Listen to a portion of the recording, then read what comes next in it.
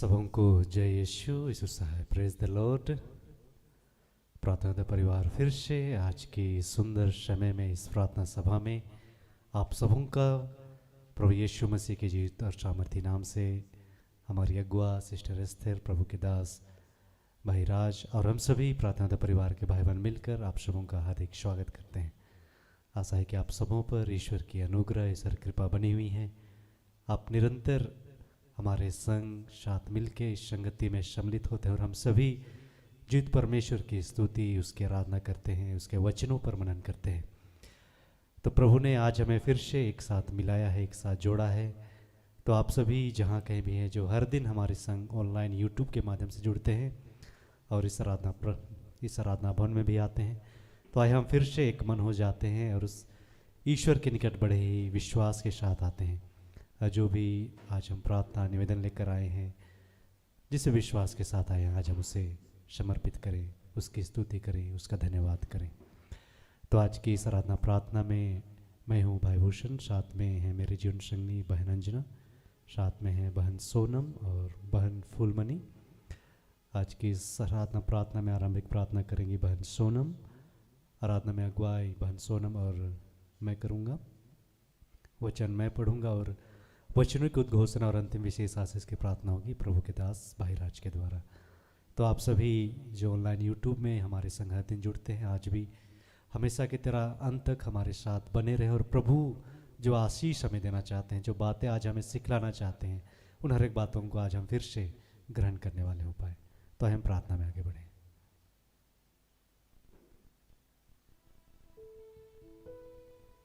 आइए इस वक्त में हम परमेश्वर की जब संगति करने के लिए इस जगह में एकत्रित हुए हैं, अपने हाथों को खुला करेंगे।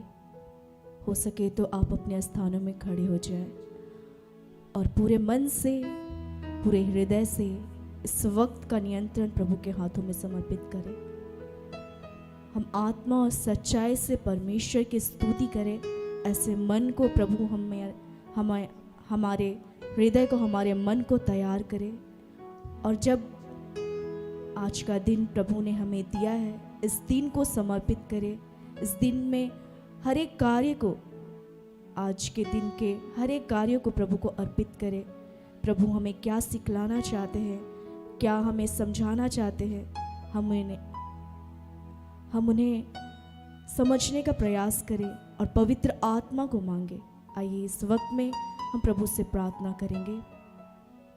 हे सर्वशक्तिमान, दीन दयालु, प्रेमी पिता परमेश्वर, हम प्रभु आपसे जुड़ना चाहते हैं। इस वक्त में प्रभु हम सबों को प्रभु परमेश्वर प्रार्थना करने का अभिषेक दीजिए, तेरे साथ बैठने का अभिषेक दीजिए, तुझसे बातचीत करने का अभिषेक दीजिए, तेरे गीतों को गाने का अभिषेक दीजिए परमेश्वर। हाँ मेरे पिता, हम सबों के जीवन में बहुत सारी बाधाएं हैं, बहुत सारी रुकावटें हैं पिता ईश्वर, बहुत सारी उलझने हैं, बहुत सारी ऐसी बातें प्रभु जिन बातों में आज हम उलझ कर पड़े रहते हैं मेरे पिता। बहुत सारे नकारात्मक सोच में हम पड़े रहते हैं परमेश्वर। हर एक उन नकारात्मक सोच से प्रभु हमें इस वक्त में आजाद कीजिए। पवित्र आत्मा का अभिषेक दीजिए प्रभु, कि हम तुझसे जुड़ पाए, तेरे बातों को सुन पाए, तेरे बातों को समझ पाए, तेरे प्रेम को महसूस कर पाए। हम धन्यवाद करते ईश्वर इस पल के लिए मेरे पिता, इस दिन के लिए ईश्वर। यह दिन प्रभु आपने दिया है। इस दिन में प्रभु आपने हमारे लिए बहुत सारी योजना बनाई है जो अद्भुत है परमेश्वर। उस योजना को हमारे जीवन में पूर्ण कीजिए मेरे पिता। हाँ मेरे पिता ईश्वर, तू तो धन्यवाद के योग्य है प्रभु। आज बहुत सारे हमारे जीवन में तूने कार्य किया है प्रभु, उस कार्य के लिए प्रभु आपका धन्यवाद करते हैं। उन आशीषों के लिए प्रभु आपका धन्यवाद करते हैं।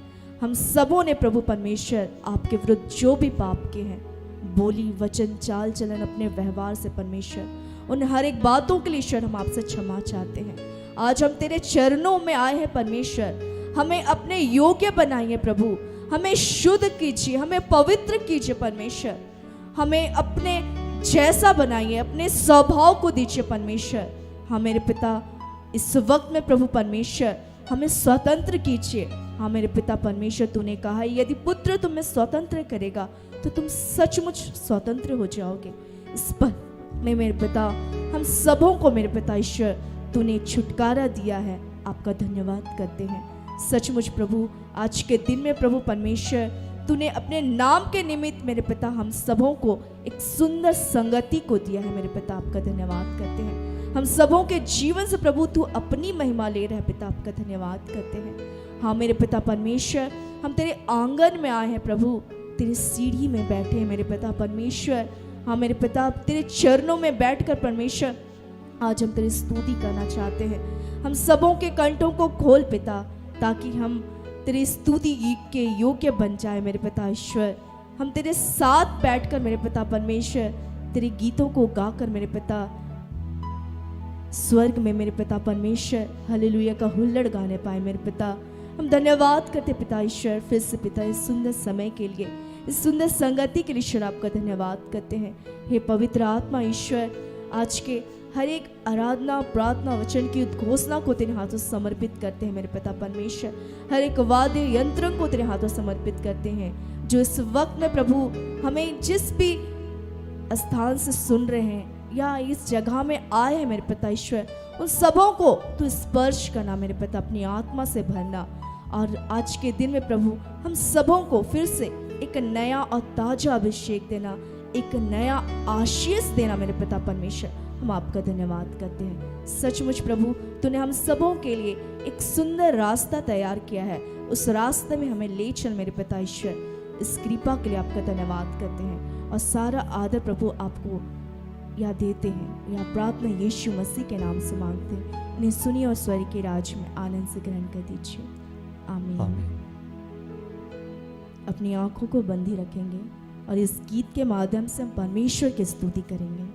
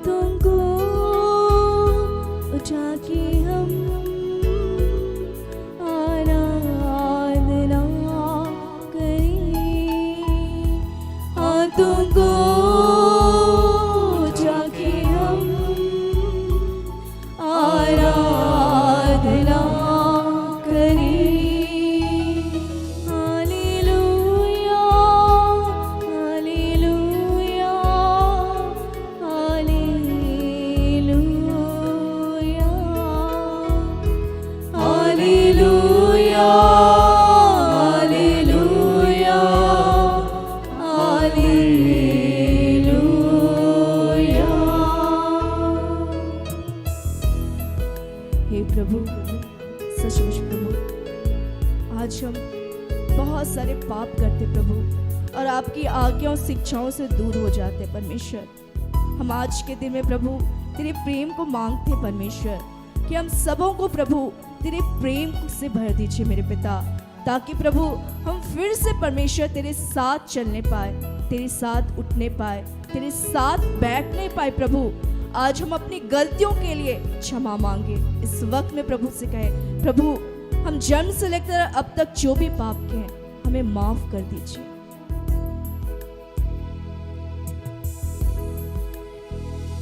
घुटनों पे आके हम आराधना करें, घुटनों पे आके हम आराधना करें, उसकी आंगनों में आराधना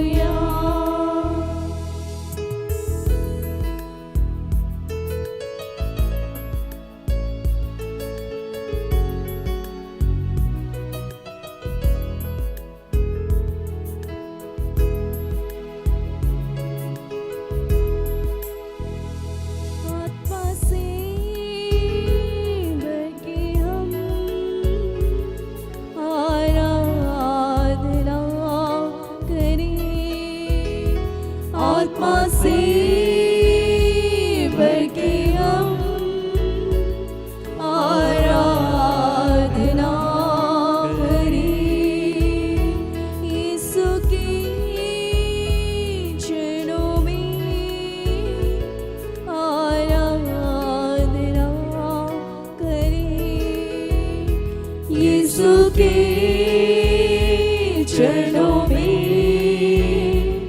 आराधना करें। Hallelujah hallelujah hallelujah hallelujah hallelujah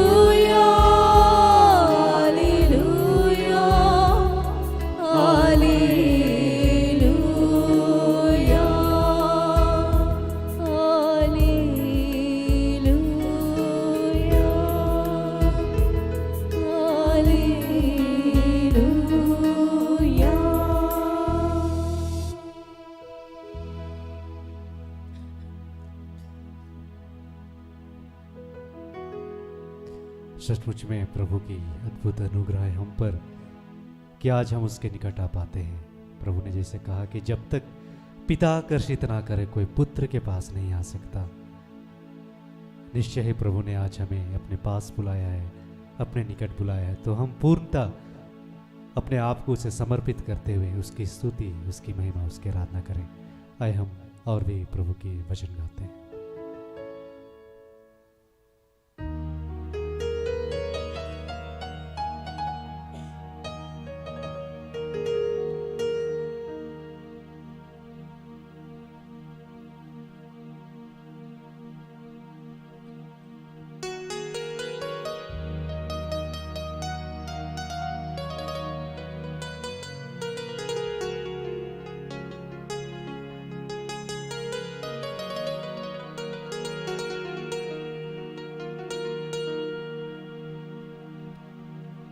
प्रभु तेरे चरणों में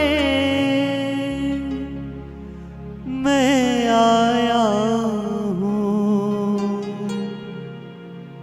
पापी जीवन मैं लाया हूँ।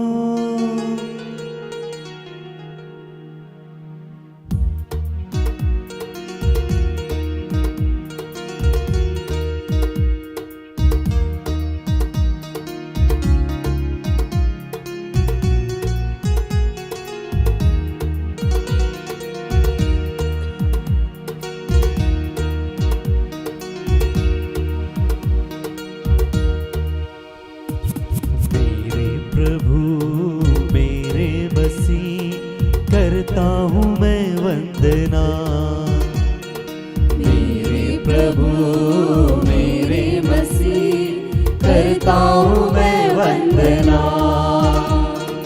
मेरे प्रभु मेरे मसीह करता हूँ मैं वंदना। मेरे प्रभु मेरे मसीह करता हूँ मैं वंदना। मेरे गुनाहों को धोना प्रभु जी, मेरे गुनाहों को धोना प्रभु जी, करता हूँ मैं अर्चना, मुझ पर दया करना। मेरे प्रभु मेरे मसीह करता हूँ मैं वंदना। मेरे प्रभु मेरे मसीह करता हूँ मैं वंदना। प्रभु तेरे चरणों में मैं आया हूँ, पापी जीवन मैं लाया हूँ। प्रभु तेरे चरणों में मैं आया हूँ, पापी जीवन मैं लाया हूँ। यीशु तू अमृत झरना है, जीवन जल पाने आया हूँ। यीशु तू अमृत झरना है, जीवन जल पाने आया हूँ। प्यास मेरी बुझाना प्रभु तू, प्यास मेरी बुझाना प्रभु तू, करता हूँ मैं अर्चना, मुझ पर दया करना। मेरे प्रभु मेरे मसीह करता हूँ मैं वंदना। मेरे प्रभु मेरे मसीह करता हूँ मैं वंदना। धोना प्रभु जी, मेरे गुनाहों को धोना प्रभु जी, मेरे गुनाहों को धोना प्रभु जी, मेरे गुनाहों को धोना प्रभु जी। करता हूँ मैं अर्चना, मुझ पर दया करना। मेरे प्रभु मेरे मसीह, करता हूँ मैं वंदना। मेरे प्रभु मेरे मसीह, करता हूँ मैं वंदना।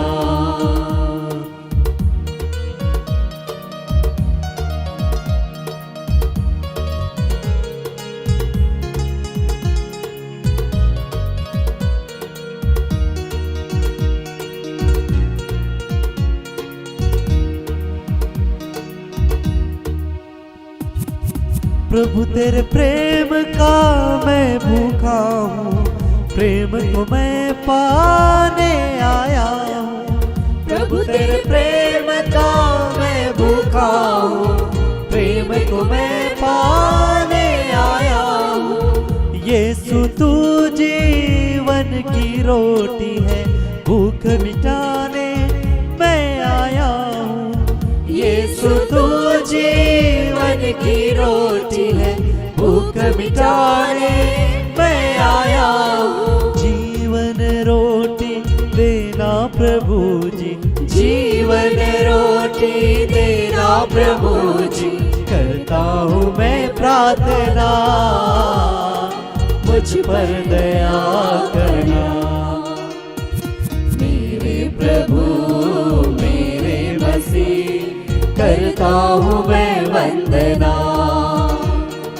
मेरे प्रभु मेरे मसीह, करता हूँ मैं वंदना।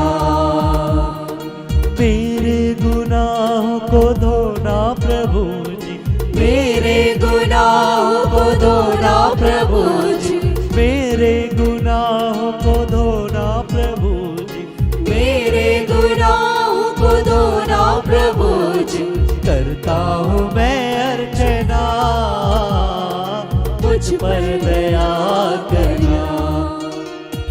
मेरे प्रभु मेरे मसीह, करता हूँ मैं वंदना। मेरे प्रभु मेरे मसीह, करता हूँ मैं वंदना।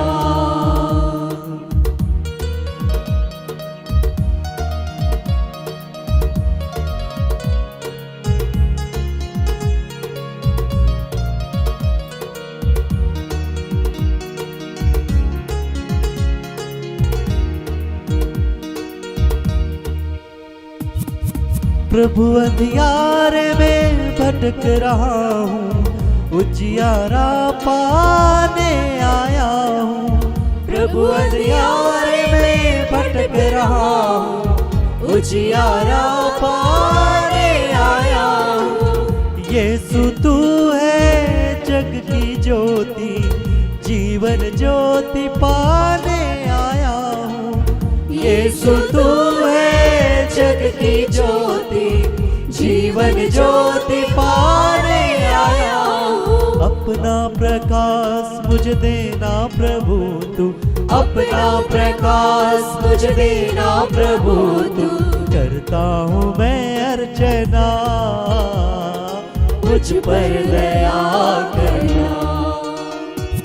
मेरे प्रभु मेरे मसीह, करता हूँ मैं वंदना।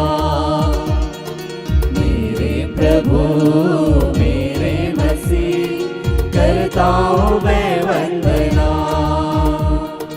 मेरे गुनाहों को धोना प्रभु जी, मेरे गुनाहों को धोना प्रभु जी, मेरे गुनाहों को धोना प्रभु जी, मेरे गुनाहों को धोना प्रभु जी। करता हूँ मैं अर्चना, मुझ पर दया करना। मेरे प्रभु मेरे मसीह, करता हूँ मैं वंदना। मेरे प्रभु हूँ मैं वंदना, करता हूँ मैं वंदना, करता हूँ मैं वंदना, करता हूँ मैं वंदना, करता हूँ मैं वंदना।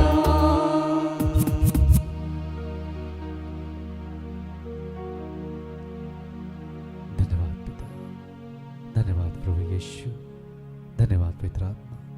तेरी महिमा हो प्रभु, तेरी स्तुति हो, तेरी आराधना प्रभु। तुझे धन्यवाद। सब कुछ प्रभु हम आपके हाथों सौंपते हैं, समर्पित करते हैं और बड़े विश्वास के साथ हे पिता यह प्रार्थना करते हैं यीशु नाम में। दया से सुनिए और अनुग्रह से स्वर्ग के राज्य में ग्रहण कीजिए। आमीन।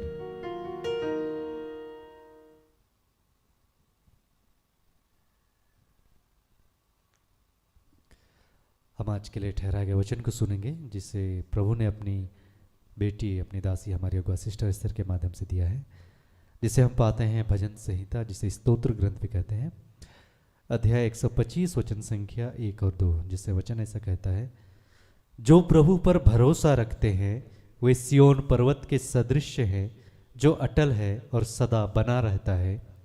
यरूशलेम पर्वतों से घिरा हुआ है, प्रभु इसी तरह अपनी प्रजा को घेरे रहता है अभी और अनंत काल तक। यहाँ तक यह प्रभु की वाणी है। ईश्वर को धन्यवाद।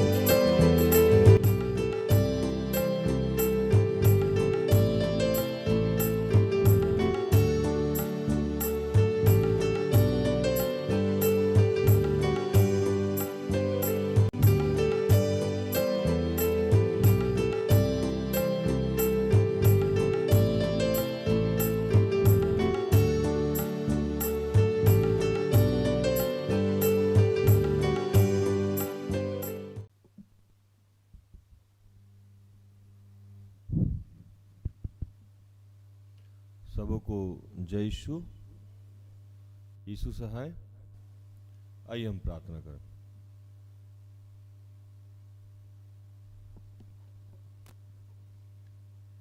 कि हे दयालु पिता, हे स्वर्ग और पृथ्वी के सृजनहार, हे हम सबके रचयिता, तेरा धन्यवाद करते हैं आज के सुंदर और आशीषित दिन के लिए, जो तूने एक नए अध्याय के रूप में हमारे जीवन से जोड़ दिया। धन्यवाद प्रार्थना उद्धार परिवार के एक सदस्य के लिए। जितने लोग जुड़ चुके हैं उनके लिए तेरा धन्यवाद, जो जुड़ने वाले हैं उनके लिए तेरा धन्यवाद, और जब यहाँ से संगति करना बंद कर दिए हैं उनके लिए भी तेरा धन्यवाद करते हैं। धन्यवाद करते हैं प्रभु, गर्भ से लेकर अब तक संभाला, हमारी छोटी से लेकर बड़ी सारी जरूरतों को अपने शाही खत्ते खोल के पूर्ण किया। धन्यवाद करते हैं प्रभु सिस्टर एस्तर और ऐसे जितने तेरे दास दासी हैं उनके लिए, हमारे जितने सहयोगी भाई बहन हैं उनके लिए तेरा धन्यवाद करते हैं प्रभु। जैसा तू जानता है कि हम सब में अनगिनत अनेकों अनेक पाप पाए जाते हैं जो तुझे पसंद नहीं है प्रभु। हम बार बार वही करते हैं, तू बार बार क्षमा करता है। हम फिर करते हैं, तू फिर क्षमा करता है। फिर से अपने उन तमाम गुनाह पाप के लिए जो मैंने और इस वक्त जहाँ से लोग मुझे देख रहे हैं, सुन रहे हैं, उन सब ने, दुनिया के जितने तेरे दास दासी हैं उन सब ने, मेरे जीवन से जुड़ चुके और जुड़ने वाले तमाम तेरे बच्चों ने कोई भी ऐसा कार्य किया हो जो आपकी इच्छा के विरुद्ध हो, उसके लिए तुझसे क्षमा चाहता हूँ। अपने पुत्र यीशु के लहू से धो के शुद्ध और पवित्र कीजिए, और पिता फिर से अपने अधिकार में लीजिए, अपना नियंत्रण लीजिए, ताकि इस वचन को हम सुन सके, सुना सकें, क्योंकि ये आपके बगैर संभव नहीं। पिता पुत्र पवित्र आत्मा आपका आह्वान करते हैं। जो भी डिस्टर्बेंस की बातें हैं, जो भी रुकावट की बातें हैं, जो भी भटकाव की बातें हैं, वो सब यीशु के नाम से समाप्त करते हैं। धन्यवाद की प्रार्थना प्रभु यीशु के जीवित और पवित्र नाम से मांगते हैं। दया से सुन और स्वर्ग के राज में ग्रहण कर। आमीन।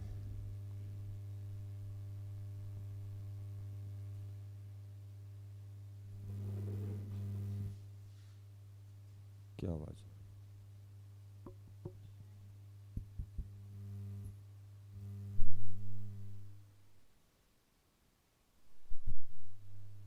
कम कर लो थोड़ा सा इसको।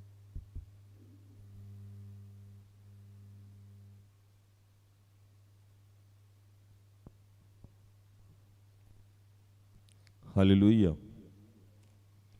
आज जो प्रभु वचन दिया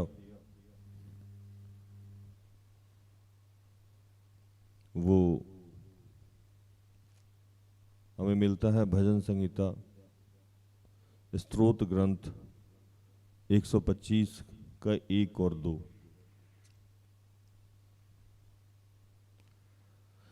जो यहोवा पे भरोसा रखते हैं वो सिय्योन पर्वत के समान है जो टलता नहीं और वरन सदा बना रहता है। जिस प्रकार यरूशलेम के चारों ओर पहाड़ है, उसी प्रकार यहोवा अपनी प्रजा के चारों ओर अब से लेके सर्वदा तक बना रहेगा।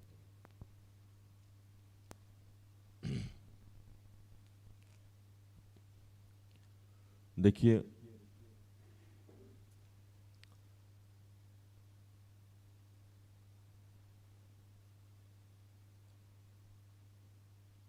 हम लोगों को लगता है कि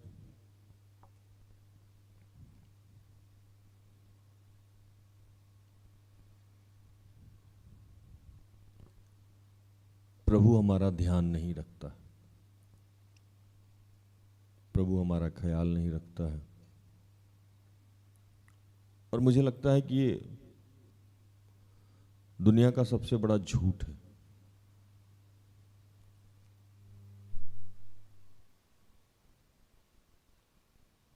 दुनिया का सबसे बड़ा झूठ है कि ईश्वर हमारा ध्यान नहीं रखता है, ईश्वर हमारा ख्याल नहीं रखता।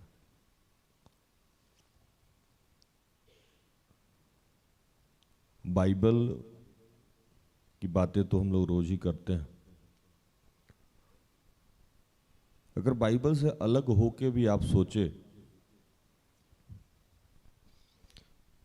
तो बहुत साधारण सी बात, अगर हमें लगता है कि प्रभु हमसे प्यार नहीं करता है तो आप कब्र के बाहर क्या कर रहे हैं?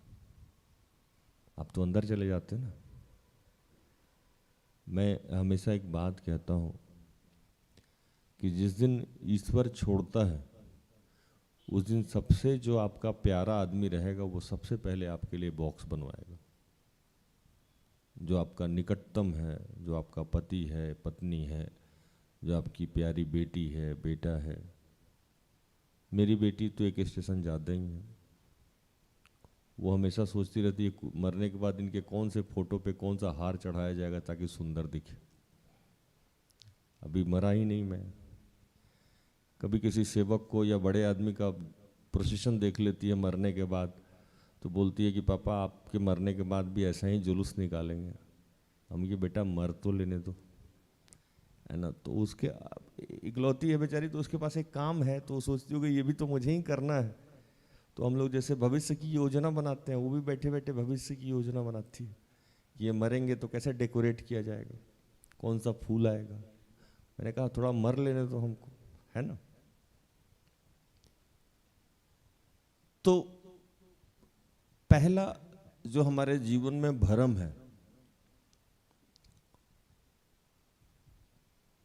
कि ईश्वर हमको छोड़ देता है, ईश्वर हमसे प्यार नहीं करता। और ये भ्रम बेसिकली ईश्वर नहीं, शैतान फैला के रखता है। मेरे यहाँ ऐसे बहुत सारे बच्चे हैं जिनको मैं 4 दिन पैम्पर करता हूँ, 5वां दिन फिर डिप्रेशन में चले जाते हैं।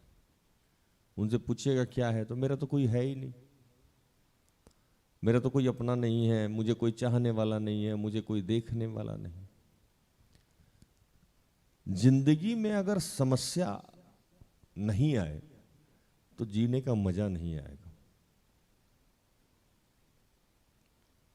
जिंदगी है तो समस्या है, नहीं तो एक बहुत बड़े ये हैं मोटिवेशनल स्पीकर कहते हैं कि मरने के बाद तो जलने का भी पता नहीं चलता।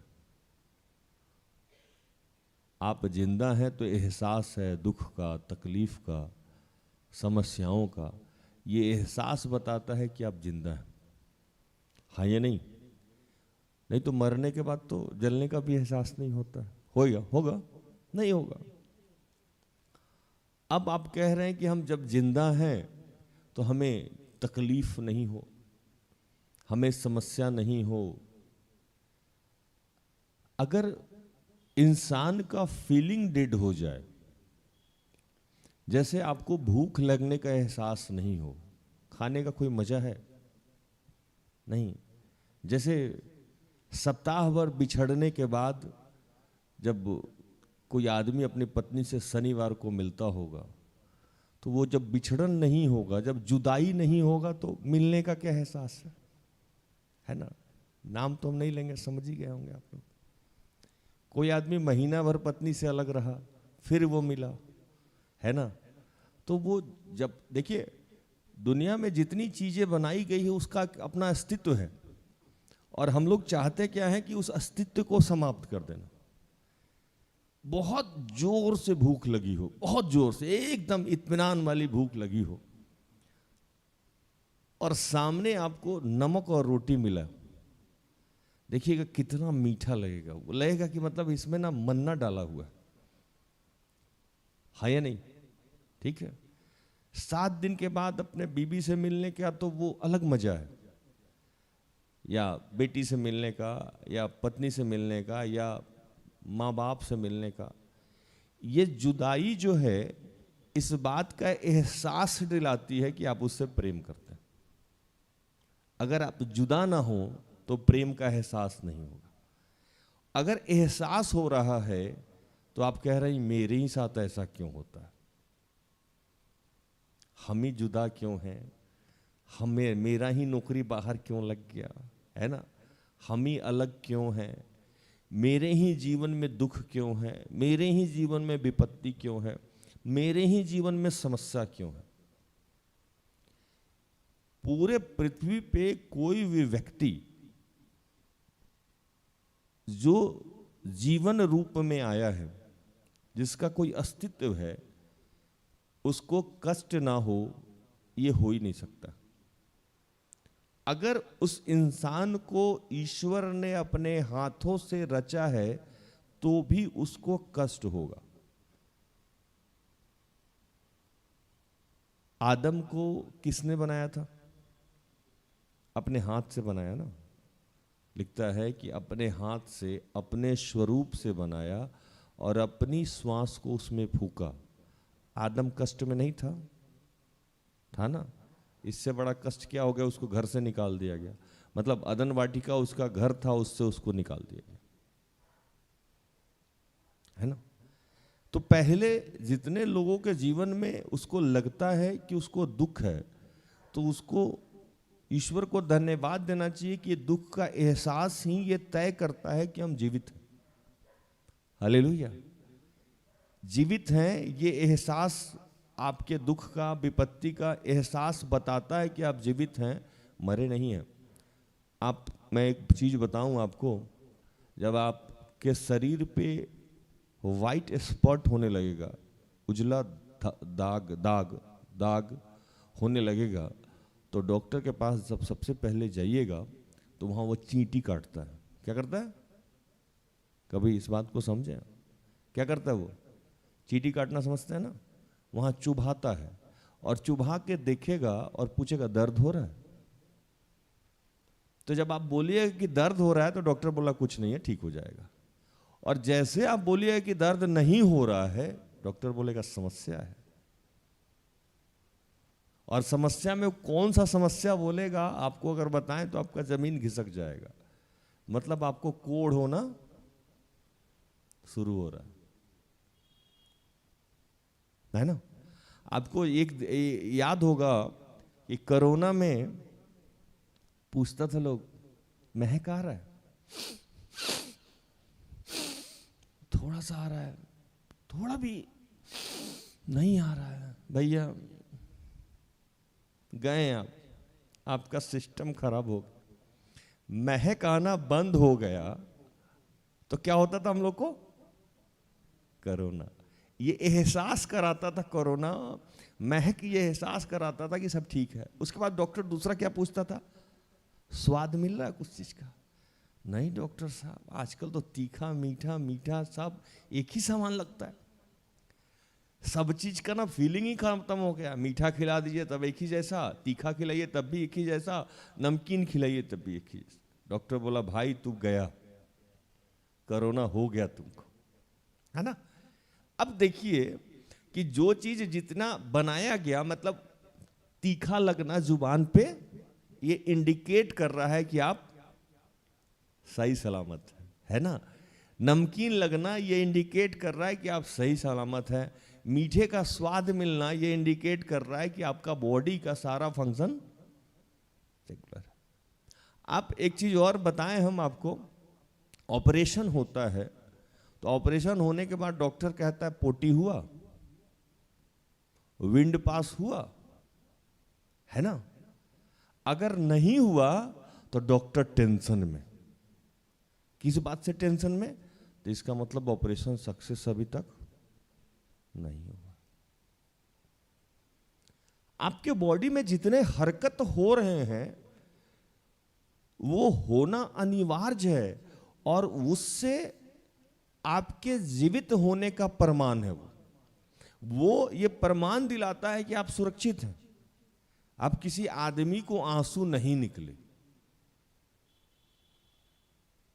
इसका मतलब उसमें इंसानियत बचा हुआ नहीं है। आप कभी चोर को देखे हैं? पहले के जमाने में, अब का चोर तो हाई टेकर हो गया, स्मार्ट हो गया है। पहले के जमाने में चोर लोग करता क्या था कि सरसों का तेल अपने पूरे बदन पे लगाता था और सिर्फ अंडरवियर पहनता था और रात में चोरी करने जाता था, है ना। क्यों वो तेल लगाता था कभी आपको पता है? जैसे आप उसको पकड़िएगा वो भाग जाएगा, स्लिप कर जाएगा, है ना। तो पूरा तेल लगा के जाता था, स्लिप कर जाएगा। तो चोर को कई बार हम पिटते हुए देखे हैं, ना उसके आंख में लज्जा, ना शर्म, ना हया। कितना भी पीटिएगा, मैंने चोरी नहीं किया था, मैंने, वो रोता ही नहीं है। उसको धोए जाइए, धोए जाइए, धोए जाइए, उसको कोई फर्क नहीं पड़ता। आप पिछले कुछ दिनों पहले एक ऑपरेशन, मैंने छोटी सी एक ऑपरेशन कराई पैर का, तो वहाँ फीलिंग हो रहा था।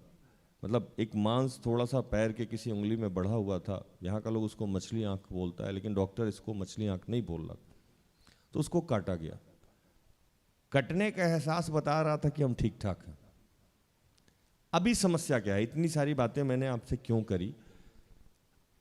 पहला ही वचन हमें दिया गया, जो यहोवा पे भरोसा रखता है वो सिय्योन के समान, वो सिय्योन पर्वत के समान जो टलता नहीं वरन सदा बना रहता है। जिस प्रकार यरूशलेम के चारों ओर पहाड़ है, उसी प्रकार यहोवा अपनी प्रजा के चारों ओर अब से लेकर सर्वदा तक बना रहेगा।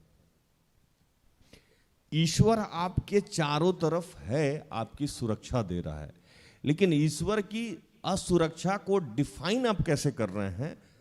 तो डिफाइन ऐसे ही कर रहे हैं आप। मतलब आपको कोई दर्द हो रहा है तो ईश्वर आपकी सुरक्षा नहीं कर रहा है। आप किसी गम में हैं तो ईश्वर आपकी सुरक्षा नहीं कर रहा है। आप जुदा हो गए तो ईश्वर आपकी सुरक्षा नहीं कर रहा है। आप थोड़े दिन के लिए गरीबी को झेल रहे हैं तो ईश्वर आपकी सुरक्षा नहीं कर रहा है। इस बात से ईश्वर के सुरक्षा पे कोई फर्क नहीं पड़ता। हालेलुया। ये नेचुरल थिंग है जिसको आप ईश्वर से कनेक्ट कर दे रहे हैं। अभी समझ में आया? जो चीज नहीं हो तो गड़बड़ है। अगर वो हो रहा है और आप कह रहे हैं कि ईश्वर मेरा ध्यान नहीं रख रहा है, ईश्वर मेरे से प्यार नहीं करता है, तो ये तो कहीं से जायज ही नहीं है ना। अब आपको जोर से भूख लगी हो, आप कहिए कि ईश्वर मेरा ध्यान नहीं रखा। भूख लगने की इच्छा समाप्त कर दिया जाए आपका। प्रभु तो जान के बनाया है ना, उसका अस्तित्व बनाया।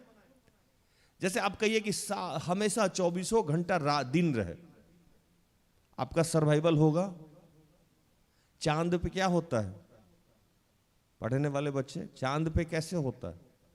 चांद पे कभी गए आप लोग? चांद को तो देखे ही होंगे, सबके पास अपना अपना चांद है। तुम चांद सा दिखती हो, है ना, तुम चांदनी हो मेरी। सबको अपना अपना चांद है, तो चांद पे तो गए ही होंगे। तो चांद का एक सिस्टम है कि चांद पे 15 दिन होता है और 15 दिन, ये तो आप नहीं जानते हो। कैसे, क्या बोला मैंने? 15 दिन और 15 दिन रात होता है। क्योंकि उसके पीछे का रीजन है कि चांद के एक हिस्से पे सूरज की किरण पड़ती है 15 दिन तक, और वो पूरा एक चक्कर लगाने में उसको 15 दिन लगता है। इसीलिए पूर्णिमा और अमावस की बात कही गई है। इसको कभी आप समझे नहीं होंगे, बोल दिया लोग, आप सुन रहे हैं अमावस पूर्णिमा, वो 15 दिन के बाद वो इसीलिए वो चेंज होता है। जैसे धरती प्रक्रिया लगाता है, चक्कर लगाता है, वैसे ही चांद अपना चक्कर लगाता है। तो उसको चक्कर, एक पूरा चक्कर लगाने में उसको कितना दिन लगता है? कितना दिन लगता है मैम? अच्छा, आप तो ज्योग्राफी ही पढ़ी हुई है, गलती हो गया, कुछ गलत बोले नहीं ना। 15 दिन में वो एक चक्कर लगाता है, और आधा रोशनी और आधा अंधेरा और रोशनी का वहां खेल होता है। अब सोचिए, लोग कहता हम चांद पे घर बनाएंगे, हनीमून पे जाएंगे, है ना, नेचर के खिलाफ आप काम करने जाइएगा, चांद पे सुबह होगा ही नहीं, आप जगिएगा। आपकी तो आदत है, जब तक एकदम सूरज का किरण आपके सर पे नहीं आ जाए, पर्दा को छेद के अंदर नहीं प्रवेश कर जाए, आपकी नींद नहीं खुलती है ना। वहां तो 15 दिन आपको क्या करना होगा? सोना होगा। जो चांद पे आप अपना वाला चांद लेके गए हो, मार मार के आपका ना कचूमर बना देगा। चलो यहां से, बोर हो जाएंगे। मैं क्या बता रहा हूं कि सृष्टि ने, ईश्वर ने हमारे लिए एक सिस्टमैटिक सब कुछ बनाया, और उस सिस्टम जो हमारे अंदर जनरेट होता है, तो कुछ समय के लिए वो अच्छा लगता है और कुछ समय के लिए बुरा लगता है। लेकिन जो बुरा लगता है वो भी हमारे जीवन का एक प्रक्रिया है। हालेलुया। जो बुरा लगता है वो भी हमारे जीवन का प्रक्रिया है। अगर वो बुरा नहीं लगे तो बाद में जो अच्छा होने वाला है उसका कोई लाभ आपके जीवन में नहीं है। और जब वो जीवन में हमारे बुरा लगता है तो हमको लगता है कि ईश्वर हमारा ध्यान नहीं रखता। हालेलुया। इसीलिए प्रभु ने कहा कि हर बात में उसका क्या करो? धन्यवाद करो। क्योंकि आपको ये नहीं पता है कि जो आज बुरा है ये नहीं होता तो अच्छे का मजा आपको समझ में नहीं होता। जैसे मैं बोलता हूं ना कि भूख नहीं लगे तो भोजन का कोई स्वाद नहीं मिलता। आपके जीवन में जो भी समस्याएं हैं वो ये तय करता है कि कुछ बेहतर होने वाला है। वो एक दूसरे का पूरक है। क्या है? पूरक है। जैसे मैं एक चीज और बताऊं, जितने लोग कहते हैं हमारे यहां ना मैया हुई है, लड़की हुआ है ना, लड़की हुआ है, लड़की हुआ है, लड़की। और बहुत सारे पेरेंट्स आज भी इस बात को लेके बहुत दुखी हैं। मेरे यहां तो सिर्फ लड़की है, मेरे यहां तो सिर्फ लड़की है। इस बात से बहुत दुखी हैं लोग। और मैं बताऊं कि पूरे पृथ्वी का बैलेंस गड़बड़ हुआ। अभी एक आंकड़ा है कि 3 लड़का पे 1 लड़की है। मतलब लड़की का क्या हो गया है अतुल भाई? लड़की का क्या हो गया? शॉर्टेज हो गया। और 9th 10th +1 का बच्चा को तो और भी शॉर्टेज लगता होगा, है ना। ये +2 वाले बच्चे को तो शॉर्टेज ही लगता होगा। जिसको जाके प्रपोज किया वो ना ही बोलती लड़की तो है ही नहीं समाज में। वैसे भी आंकड़ा है कि लड़की का शॉर्टेज है। अभी लड़की आपको, मतलब लड़की जितना ज्यादा जन्म ले समाज की स्थिति बैलेंस रहेगी। नहीं तो बाद में क्या होगा ना, नेचर और जो क्रिएशन है वो सब खत्म हो जाएगा। क्योंकि जिस चीज का जहां बैलेंस होना चाहिए वो होना चाहिए। जैसे मैंने आपको बताया भूख अनिवार्य है, जैसे समाज के लिए लड़का अनिवार्य है तो लड़की भी उतना अनिवार्य है। नहीं तो आने वाले समय में समाज डिसबैलेंस हो जाएगा। तो अगर आप किसी पुत्री के पिता हैं तो धन्य हैं। जैसे हम क्या हैं? धन्य हैं, है ना। इट्स माई प्लेजर कि आई हैव उन्नति। अंग्रेजी सही है ना? देखो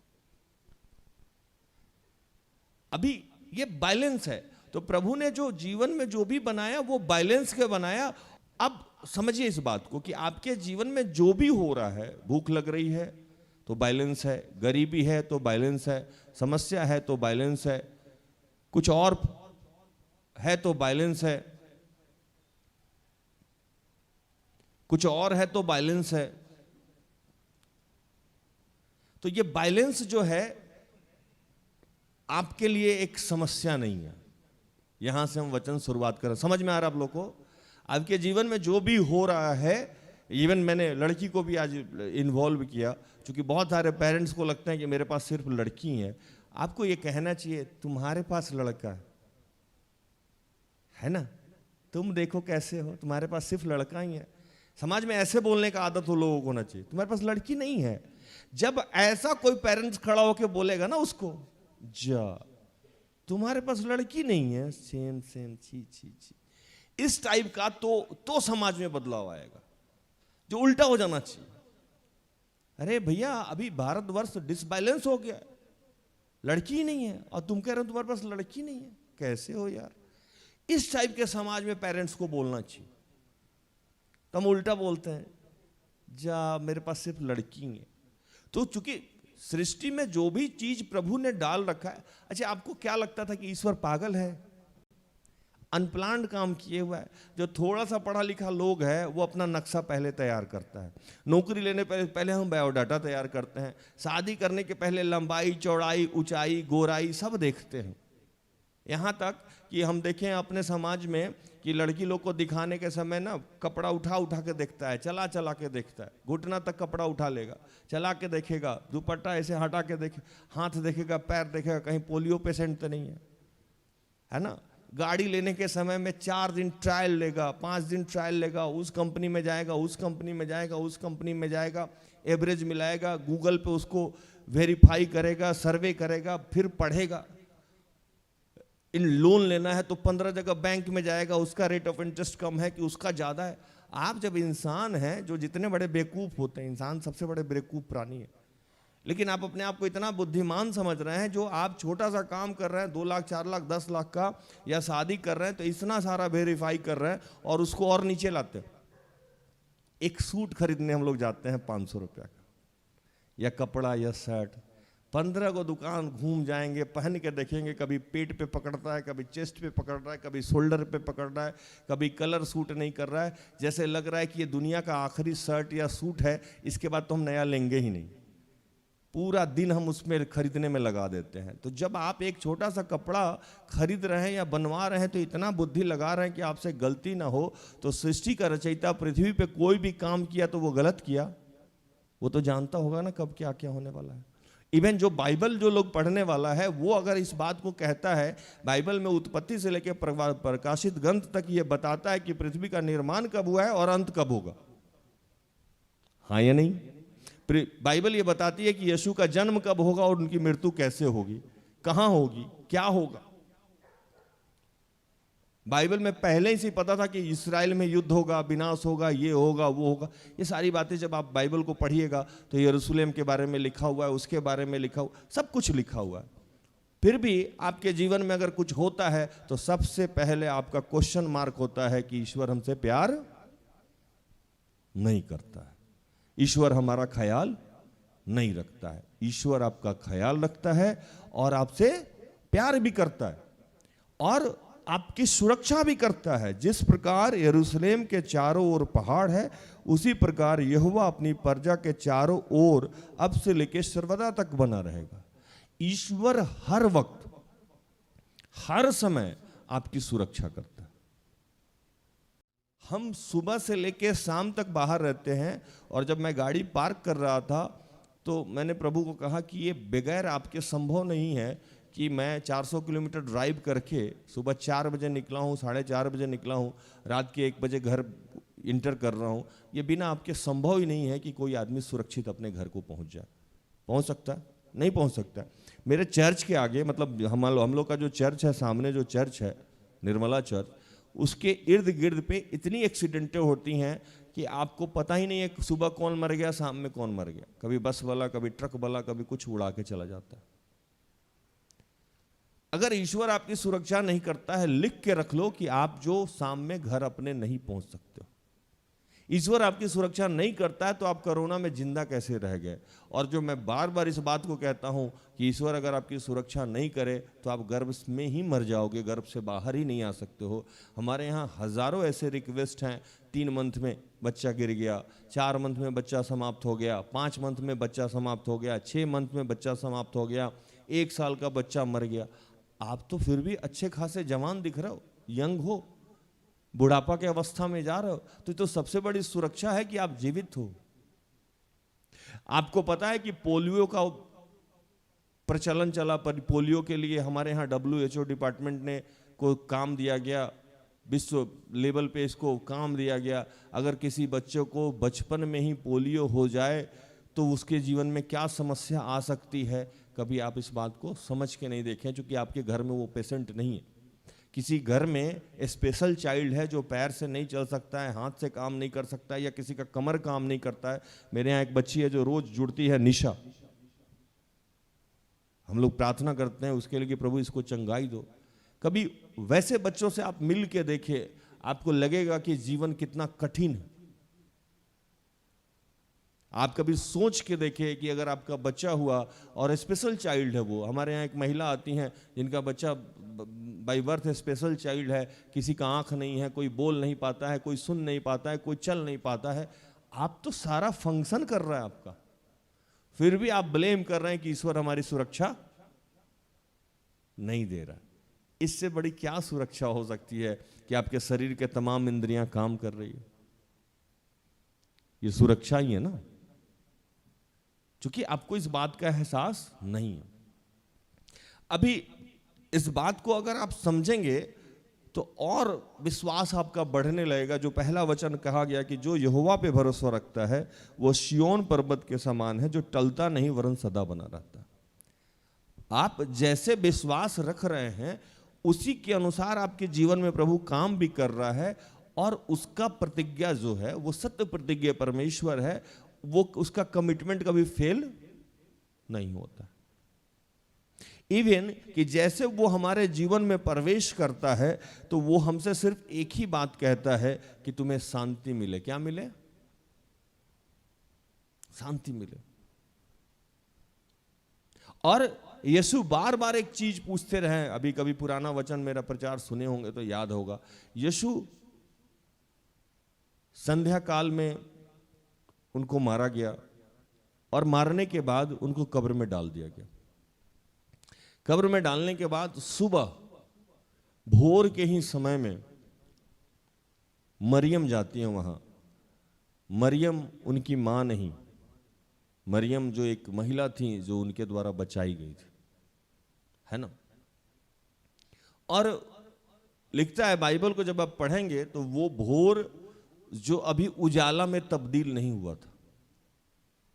भोर भी दो, सुबह जो होता है ना भोर, प्रातः काल, तड़के जो बोलते हैं आके लोग, वो वैसा भोर जो अभी उजाला में तब्दील नहीं हुआ होगा।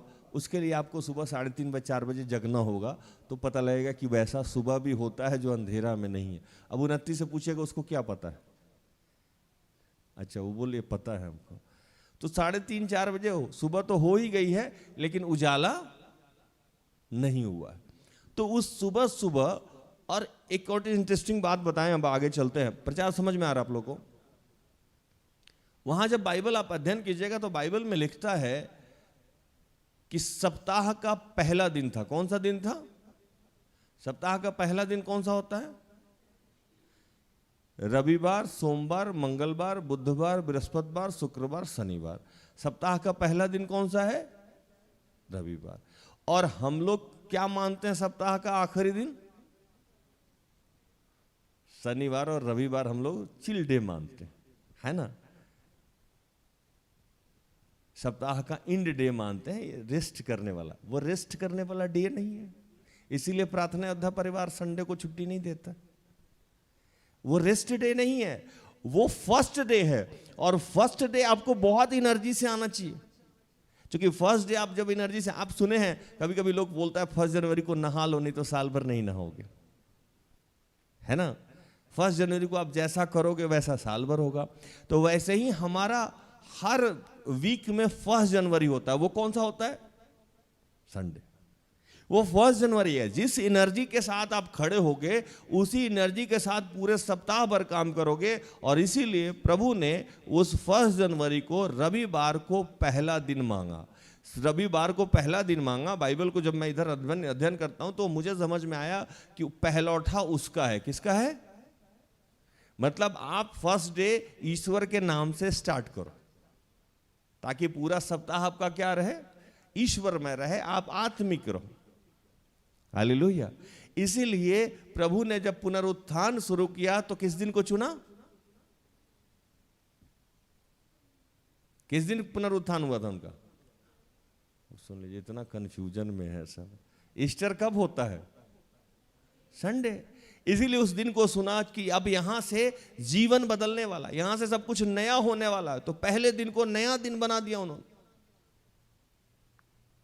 और उसी दिन मरियम जाती हैं और लिखता है कि भोर में, मतलब एक्साइटमेंट के साथ, इस विश्वास के साथ सबसे पहले वो भाग के वहां पहुंचती। वो क्या था?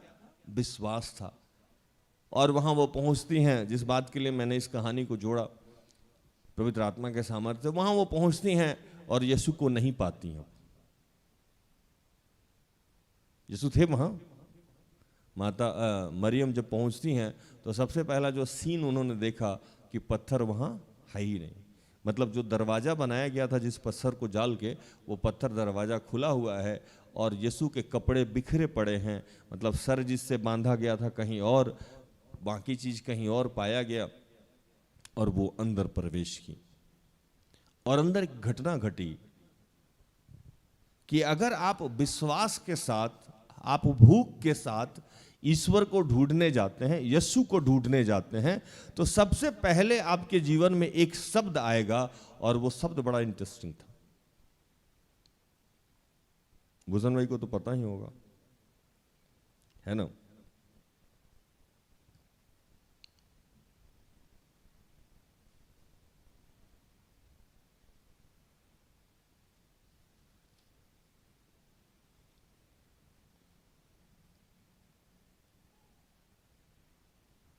दो चीज जो वहां पूछा जाता है उस पूरे दरमियान में।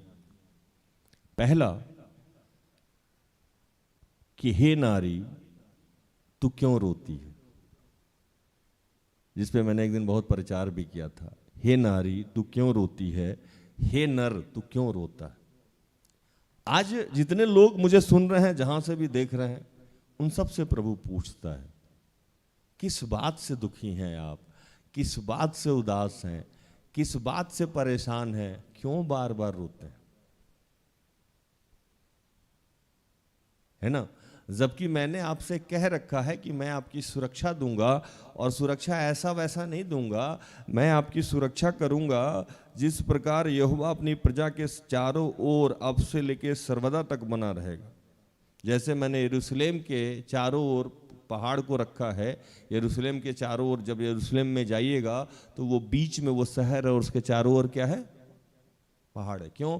तो अचानक से हमला नहीं कर सकते हैं, है ना? तो प्रभु कहा कि जैसे अयूब के चारों ओर उसकी सुरक्षा लगा हुआ रहा था कि आप अचानक से घुस नहीं सकते हैं। शैतान जो अपने आप को इतना शक्तिशाली समझ रहा था, वो भी प्रवेश नहीं ले पा रहा था। उसको जाके परमिशन किससे लेना पड़ रहा था? ईश्वर से।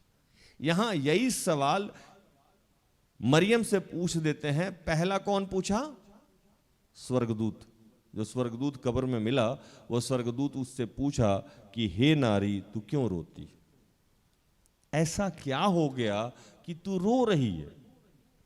क्योंकि स्वर्गदूत का कहना था कुछ हुआ ही नहीं है, तू रो क्यों रही है? अभी बड़ा इंटरेस्टिंग चीज है, समझिएगा।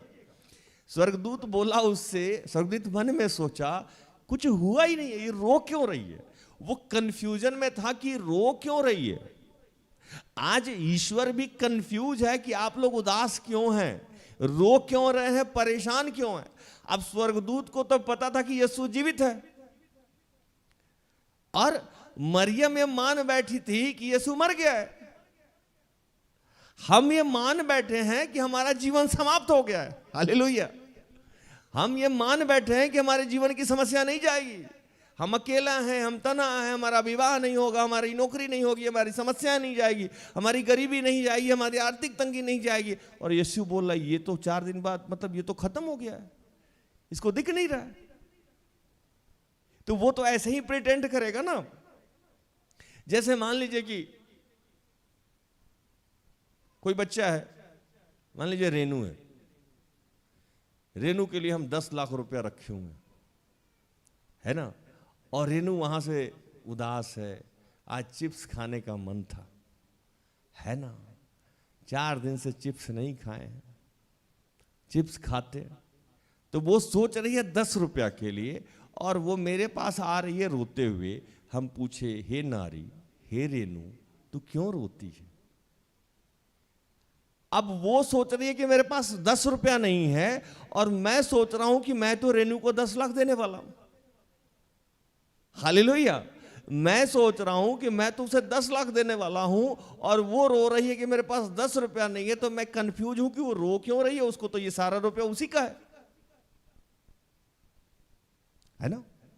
जैसे आज से 14 में, 15 में, 16 में, 17 में, 18 में भूषण भाई सोचते होंगे कि प्रभु नौकरी कब निकलेगी। अब प्रभु सोच रहा होगा भूषण क्यों रो रहे हो तुम, तुम्हारा तो नौकरी तो हो गया, बस उस टाइम पे तुमको मिल जाएगा, है ना। तो अगर भूषण परेशान होंगे तो प्रभु पूछ रहा होगा ना, हे भूषण तू क्यों रोता है। क्योंकि आप जिधर से देख रहे हैं उधर से प्रभु नहीं देख रहा है ना। प्रभु तो देख रहा है कि आपका सब बेहतर होने वाला है, आप इधर से देख रहे हैं तो वो कंफ्यूज है। वहां स्वर्गदूत भी कंफ्यूज था और कंफ्यूजन में उसने क्या पूछा, हे नारी तू क्यों रोती है। उसके बाद वहां एक घटना घटी, यहां वो घटी नहीं। उसके बाद एक व्यक्ति आके मरियम के बगल में खड़ा हो गया और खड़ा होके पूछा, खड़ा होके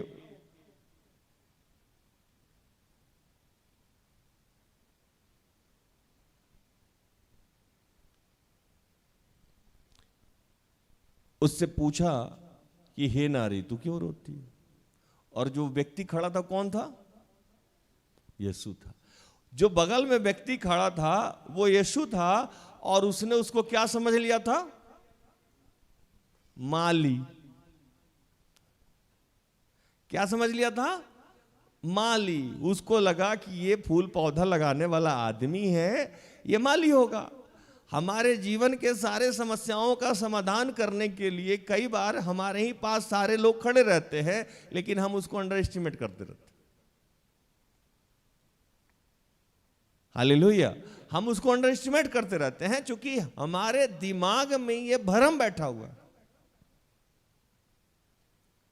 हमारे दिमाग, आप कभी मूवी वूवी देखे होंगे, कोई लड़का या लड़की या कोई भी आदमी किसी चीज से त्रस्त होता है।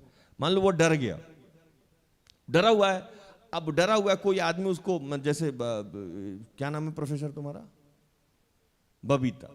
बबीता को कोई खूब धोया, खूब पीटा, खूब मारा, मार को ये डरी सहमी सी ऐसे बैठी हुई है। अब डर के मारे ये इतना डरी हुई है, सहमी हुई है कि कुछ देर बाद सर आए, मतलब इसके फादर जो सिस्टर एस्तर के टीचर थे, वो आए और ये कह रहे हैं बबीता बबीता बबीता बबीता। कई बार ईश्वर या पिता हमारे बीच में खड़ा होकर हमसे बात करता है, लेकिन हम अपने उलझनों में, हम अपनी परेशानियों में, हम अपने पास्ट में इतने ना डूबे हुए हैं कि हमको उसका पावर ही समझ में नहीं आता। और यही घटना हुई मरियम के साथ। मरियम यीशु को माली समझ लिए। गजब। मतलब मुझे तो कई बार लगता है कि यीशु के साथ इन लोगों को रहना चाहिए था, बहुत ब्रेनिस्ट लोग हैं। एक माली समझ लिया, दूसरा नाव पे जब पानी पे चल के आते थे भूत समझ लिया। अनोखा अनोखा लोग यीशु के साथ रहते थे, एक भूत समझता था, एक माली समझ लिया, है ना। अब यीशु को नाम लेके संबोधित करना पड़ा। पहले वो पूछते हैं कि हे नारी तू क्यों रोती है, क्योंकि वो सोच रहे हैं हम तो यहीं खड़े हैं और ये मेरे ही लिए रो रही है, हम तो मरे ही नहीं, हम तो इससे कभी अलग हुए ही नहीं, है ना। पहले भी रात में वो सोने कहीं और जाती थी, हम कहीं और सोते थे, तो ठीक है, हर रात में हम लोग कहीं सोए, ये कहीं सोई, रो क्यों रही है, ये कंफ्यूजन है। अच्छा, दूसरा कंफ्यूजन, एक और इंटरेस्टिंग बात बताऊं मैं आपको। यीशु अपने मरने और पुनरुत्थान की कहानी भूषण भाई सुनाते थे कि नहीं सुनाते थे? सुनाते थे कि नहीं सुनाते थे? सब चेला को बैठाते थे कि भाई लोग इधर बैठो, ये रोटी खाओ, ये मछली खाओ, सुनो हम इसीलिए आए हैं, है ना। ईश्वर का पुत्र पकड़वाया जाएगा, 3 दिन में बिल्डिंग आके ढहा जाएगा, फिर उठा दिया जाएगा। बाद में इसको क्लियर भी समझाए हैं। तो यीशु सोच रहे थे कि जब हम सारा बता के आए थे तो ये रो क्यों रही है ना। इंटरेस्टिंग बात। आज आप क्यों रो रहे हैं जब ईश्वर कह रहा है कि मैं ही आपकी सुरक्षा कर रहा हूं, और मैंने बीते दिनों में करा भी है सुरक्षा। जैसे मैंने उसका उदाहरण आपको इसीलिए पूरा भूमिका देके मैं आया, कोरोना आया, बाकी चीजें आई, सब जगह आप सुरक्षित बैठे हो। अगर आप सुन रहे हो तो इसका प्रमाण यह है कि आप जिंदा हो। देखो आप जिंदा हो ना आप लोग, अरे कंफर्म आप लोग हो ना यहाँ। नहीं, कई बार क्या होता है ना कि मेरे प्रचार में स्वर्गदूत भी बैठे रहते हैं, तो आप लोग देख लो, आप लोग इंसान ही हो ना, स्वर्गदूत नहीं हो ना। अभी हम लोग प्रचार करते हैं तो हम लोग को तो ये आशीष बात प्राप्त है कि स्वर्गदूत भी रहता है, शैतान भी रहता है। चेक कर लेना, शैतान हम आप लोग को नहीं बोलते, देख लो, इंसान ही हो ना। तो पक्का है कि जीवित हो, मतलब सारी समस्याओं में प्रभु ने आपकी मदद करी है और आप बच के यहाँ खड़े हो। तो अब जितनी बातें यीशु ने अपने शिष्यों को बता रखी थी, उतनी सारी बातें प्रभु ने बाइबल के माध्यम से, पवित्र आत्मा के माध्यम से, किसी दास दासी के माध्यम से आपको बता रखी है या नहीं? अरे बता रखी है ना। और अभी तो और एडवांस जमाना हो गया है। पहले सेवक लोग कम होते थे, यह भी बड़ा इंटरेस्टिंग टॉपिक है। पहले नियमित सेवक लोग होते थे। अभी तो अंत के दिनों में प्रभु ने क्या किया कि बहुत सारे, अंत के दिनों में प्रभु ने लिखा कि हर शरीरधारी पे मैं अपनी आत्मा उड़ने लूंगा। तो पहले सेवक 12 थे, अभी तो 12 करोड़ सेवक होंगे और बहुत सारे लोग भविष्यवाणी करते हैं। ठीक है, कुछ खराब सेवक लोग हैं, कुछ दुकानदारी कर रहे हैं, इसका मतलब ये थोड़ी है कि अच्छे सेवक नहीं, अच्छे सेवक हैं। अब कुछ डॉक्टर खराब इलाज कर दिया तो क्या पूरा डॉक्टर समाज खराब है? कुछ अच्छे भी डॉक्टर हैं, तभी तो रिकवरी हो रही है, तभी तो इलाज हो रहा है। कुछ नेता खराब हो गए तो क्या पूरा नेता खराब है? तो देश चल कैसे रहा है? कुछ पदाधिकारी, सरकारी पदाधिकारी खराब है तो इसका मतलब सारे ही खराब नहीं हो सकते, नहीं तो सर चल कैसे रहा है सिस्टम, है ना। तो हो सकता है, मुझे वैसे सेवक मिले नहीं हैं आज तक, अपनी अपनी किस्मत है। मुझे तो 2 ही सेवक मिला, एक पहला प्रमोद भैया जिसके माध्यम से अभिषेक हो गया, और दूसरा हमारी आदरणीय मातुल्य आत्मिक माता जैसे सिस्टर एस्टर। मुझे तो कभी खराब सेवक मिला ही नहीं। ये भी अपने आप में आशीष है कि नहीं, कि किसी गलत हाथ में नहीं पड़े, है ना। तो वो मिली। तो अब प्रभु ने कहा, लास्ट में क्या हुआ कि अब ऐसे ऐसे सेवक पड़े हुए हैं जो भविष्यवाणी कर रहे हैं, जो आपके भविष्य के बारे में बता रहे हैं, वर्तमान के बारे में और भूत के बारे में भी बता दे रहे हैं। सब कुछ आप जान गए हो कि आपकी नौकरी हो जाएगी, आपकी शादी हो जाएगी, और आप देख भी रहे हो, गवाही भी सुन रहे हो कि ठीक है, फलाने सेवक ने ये कहा था, मेरे जीवन में ये हो गया, फलाने सेवक ने ये कहा था, मेरे जीवन में ये हो गया। ये सारी बातें सुन भी रहे हो, फिर भी रो रहे हो। जो हाल मरियम का वो हाल मेरा। यीशु बगल में खड़ा है, सारा कहानी बता दिया है, सब कुछ समझा दिया है, फिर भी हम लोग रोए जा रहे हैं, रोए जा रहे हैं। प्रभु कह रहा है कि मैंने आपकी सुरक्षा की गारंटी ले रखी है और मैंने करी भी है, किया भी है सुरक्षा, और अभी भी कर रहा हूं, फिर भी आप रो रहे हो। वही मरियम क्या कर रही थी कि मरियम से यीशु ने कहा कि हे रानी तू क्यों रोती है? तो मरियम वहां उससे क्या पूछती है? भूषण भाई क्या पूछी, देखिएगा। हे नारी तू क्यों रोती है और तू किसे ढूंढती है? 14 पढ़िए, 20 का 14। यह कहकर वह पीछे मुड़ी और यीशु को खड़े देखा, वह पर ना पहचाना कि यह यीशु है। यीशु ने उससे कहा, हे नारी तू क्यों रोती है, किसको ढूंढती है? उसने माली समझकर उससे कहा, हे महाराज, यदि तूने उसे उठा लिया है तो मुझे बता कि उसे कहाँ रखा है और मैं उसे ले जाऊंगी। हालेलुया। बताइए, सब कुछ यीशु ने हमको बता दिया, सेवक के माध्यम से बता दिया, और फिर भी आज हमारी स्थिति, और कहता है कि मैं तुम्हें अनाथ नहीं छोड़ूंगा, मैं तुम्हारे लिए एक सहायक आत्मा बनाता हूं। मतलब पवित्र आत्मा भी आपके साथ है, कमिटमेंट भी आपके साथ है। बीते जीवन में प्रभु ने बहुत सारे आशीष दे रखे हैं, और सबसे बड़ा आशीष तो मैंने ये बताया कि आप स्पेशल नहीं हो, डिसेबल नहीं हो, आपका सब कुछ सही काम कर रहा है, रोटी कपड़ा मकान मिल रहा है, आप अच्छे परिवार में जन्म लिए हैं, आपके माँ बाप का आपका प्यार मिला हुआ है, सम्मान मिला हुआ है ना। आपको बताऊं मैं कि बहुत सारे, अभी तो जैसे जैसे प्रभु प्रार्थना का विकास कर रहा है, बाद में मैं बच्चे भी एडॉप्ट करूंगा। एडॉप्ट करने का मतलब है कि अभी एक चीज़ मेरे दिमाग में है कि बहुत सारे लोग, जैसे बीते समय में एक बहन आई हमारे दूर से, किसी को जानती थी, तो आई तो वो 7वां या 8वां महीना चल रहा था उनका। हम लोग के पास आई तो हम लोग बोले कि डॉक्टर के पास चले जाइए। डॉक्टर के पास गई, हमारी एक सहयोगी गार्जियन तुल्य दीदी उनको लेके गई। डॉक्टर बोला कि ये 8 मंथ की या 7 मंथ का ऐसे ही कुछ कंसीव की हुई बच्ची है।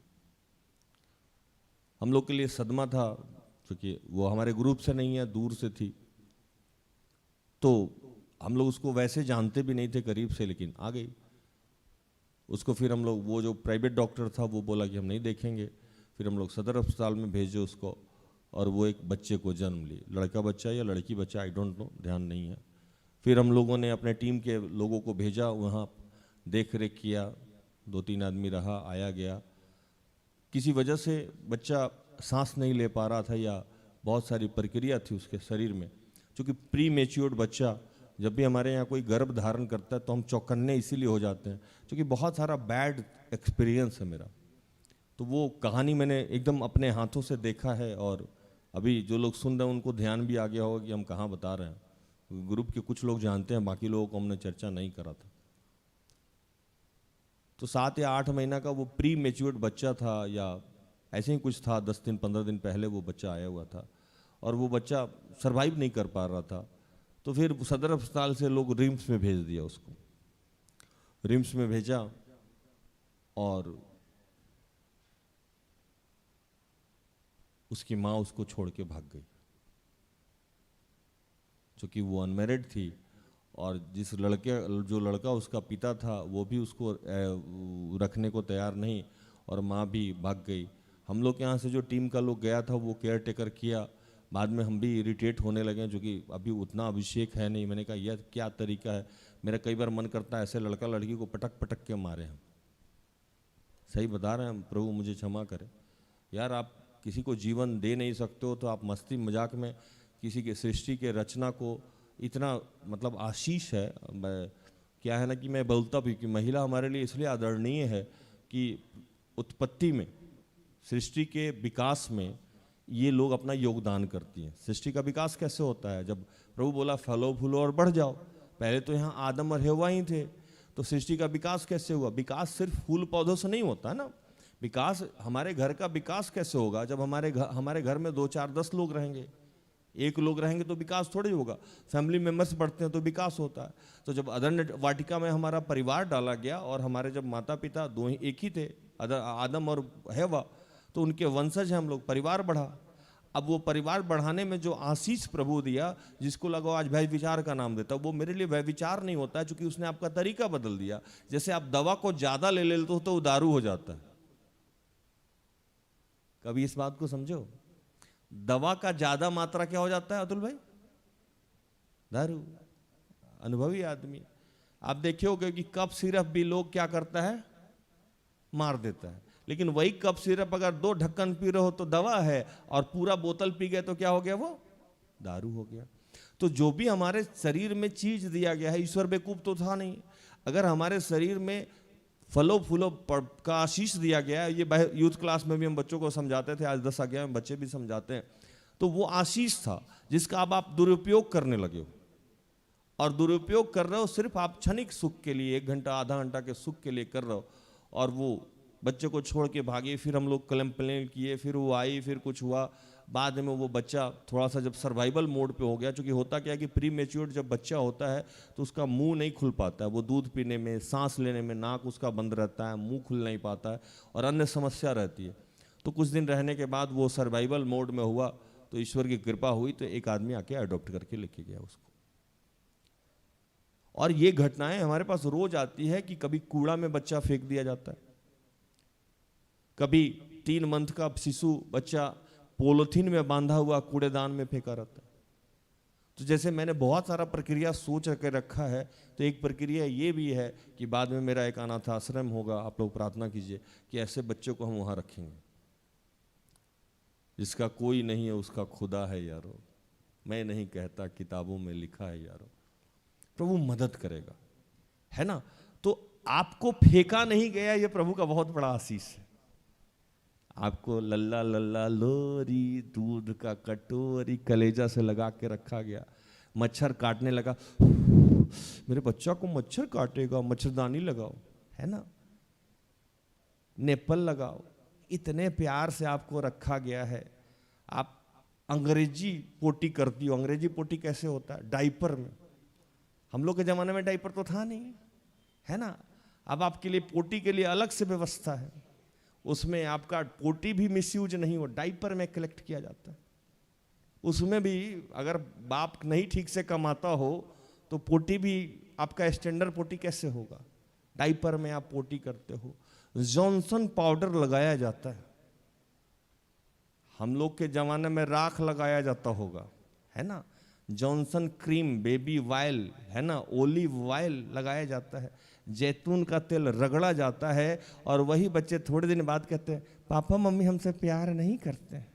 मेरा तो कई बार मन करता है 7वें तल्ला से नीचे फेंक दें ऐसे बच्चे को, है ना। 7वें तल्ला 8वें तल पे हम रहते हैं।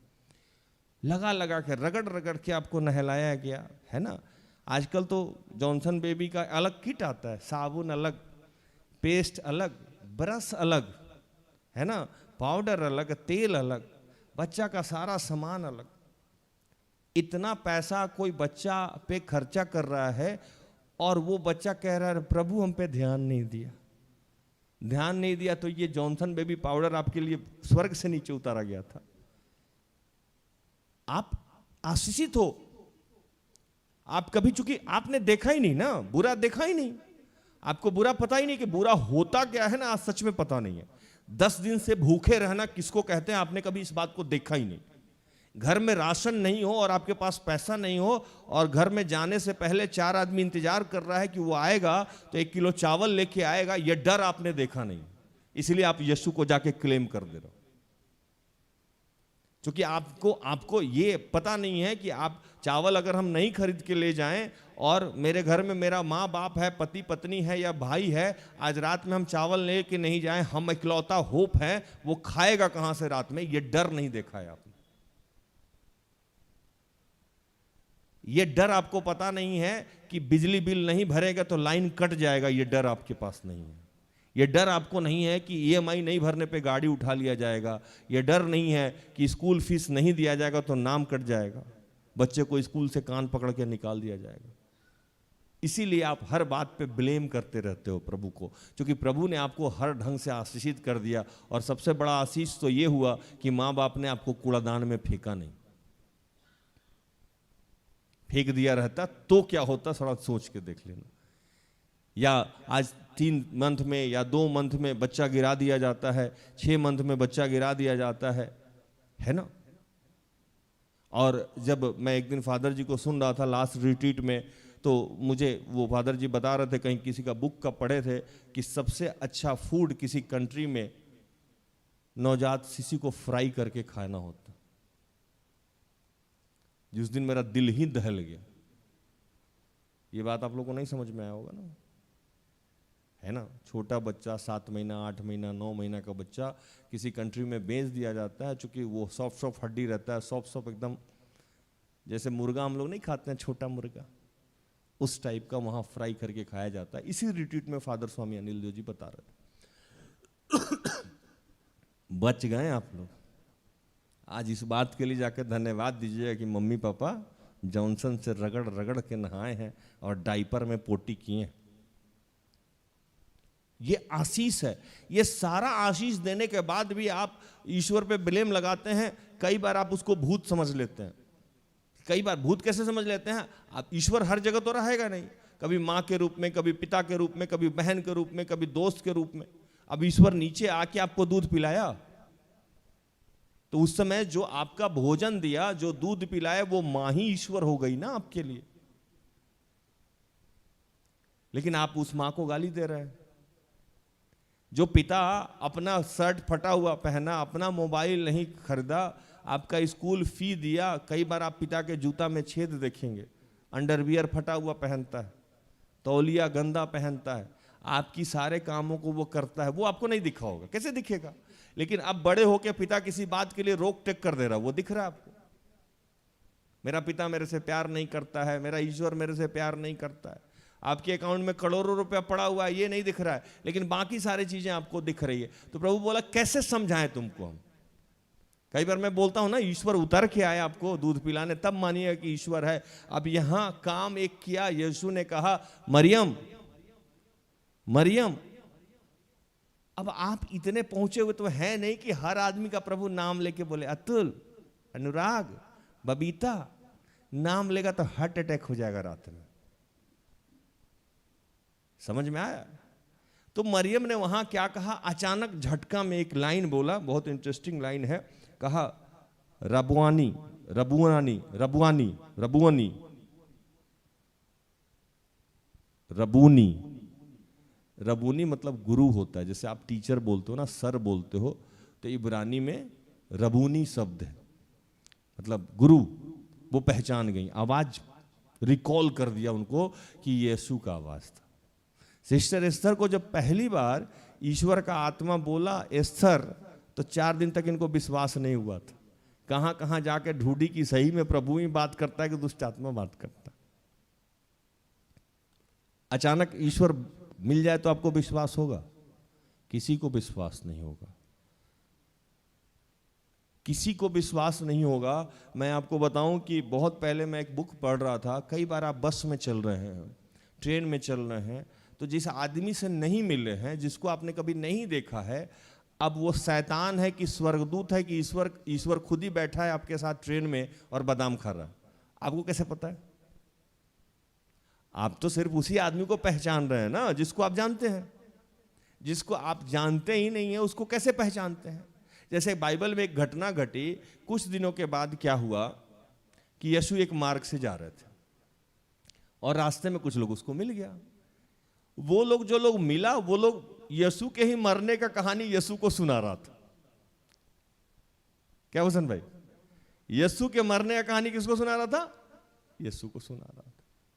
बाइबल में फिर एक घटना घटी, इसी चैप्टर को जब लास्ट में पढ़िएगा तो यीशु एक जगह किनारे पे खड़े हैं और वहां कुछ लोग मछली मार रहा है,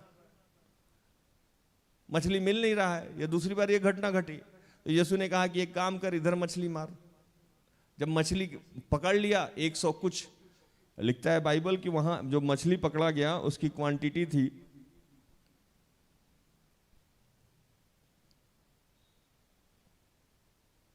153, 153। एक नाव में 153 मछली का समझते हैं। एक बार में वो नाव से निकला और नाव फटा भी नहीं। तब वो लोगों को, पतरस को याद आया, अच्छा ये तो गुरु है ना। कई बार हमारे जीवन में इतने सारे आशीष है, इतने सारे लोग हम पहचान नहीं पा रहे हैं, और वही कंफ्यूजन आज भी ईश्वर को है। जो कंफ्यूजन के लिए आज ये वचन दिया गया कि प्रभु आप लोग से पूछ रहा है रो क्यों रहे हैं, समस्या क्या है? क्योंकि आप समस्या देख रहे हो और प्रभु आपके समाधान को जानता है। हालेलुया। जैसे ठीक मेरे समय जब मेरे बस दुर्घटना हुई तो मेरा घर वाला, पता नहीं ये कहानी आप लोग सुने नहीं, 2 मिनट सुन लीजिए। एक बार मैं जा रहा था, राजदूत मोटरसाइकिल था, 7480 उस गाड़ी का नंबर था। तो जैसे मान लो कि मेरा घर रामपुर में है और रांची एक शहर है, तो मैं यहाँ से जा रहा था। तो राजदूत से जब मैं जा रहा था तो नामकुम पे रामपुर जाने के लिए गाड़ी वाड़ी मिलती है। तो रामपुर में नामकुम में जब गया तो वहाँ मैं पान वान खाया, और मेरा एक भाई, चचेरा भाई और एक चचेरी बहन थी राजदूत पे। तो नामकुम में गया तो गाड़ी पंचर हो गई। तो पान वाले दुकानदार ने कहा भैया गाड़ी लगा दो, बस जा रही है, बस बना लो। चूंकि पंचर बनाने का सिस्टम बहुत उस समय हैट्रिक होता था, समय लगता था। तो वो बस उस समय की ऐसी होती थी कि बस दिखता नहीं था। आज भी आप कहीं देखे होंगे मूवी वूवी में, बस नहीं दिखती है, बस पे केवल लोग दिखता है। इधर से साइकिल, इधर से ड्रम, है ना, चारों तरफ ऊपर से लेके नीचे तक लोग बैठा हुआ। और कच्ची सड़क नहीं होती थी, गड्ढों को इकट्ठा करके सड़क का निर्माण होता था। मतलब चारों तरफ गड्ढा है, इधर छोटा गड्ढा, इधर थोड़ा सा बड़ा गड्ढा, इधर गड्ढा गड्ढा गड्ढा गड्ढा। उस बस पे मैं सवार हो गया, मैं जाके ऊपर बैठ गया। दोनों बहन को मैं ड्राइवर के पीछे, भाई बहन को बैठा दिया। कुछ दूर आगे बढ़ा, वो बस उलट गई। मैं संक्षेप कर दूं, समय हो गया। बस उलट गया। उलटने के समय मैं बस से कूद गया। कूद गया। मैं जिधर कूदा इसीलिए आगे नहीं चलना चाहिए। जिस तरफ मैं कूदा पूरा पब्लिक मेरे ऊपर कूदा। बस से मैं क्या मरता, उस दिन पब्लिक के बोझ से मैं मर जाता। लेकिन बीच में नाली था, उस नाली से आधा मैं किनारे पहुंच के उसके हाथ लगाया, वो जो पगडंडी होता उस पे। अब चेस्ट से ऊपर मेरा पगडंडी में, बाकी चेस्ट से नीचे मेरा कीचड़ और नाली में, और मेरे ऊपर सारा पब्लिक है ना। अब मैं घूम भी नहीं रहा हूं कि पब्लिक है, पब्लिक भारत का पब्लिक है। पीछे चलने में इसको बड़ा मजा आता है। वो कूद गया, मेरे पीछे कूदा।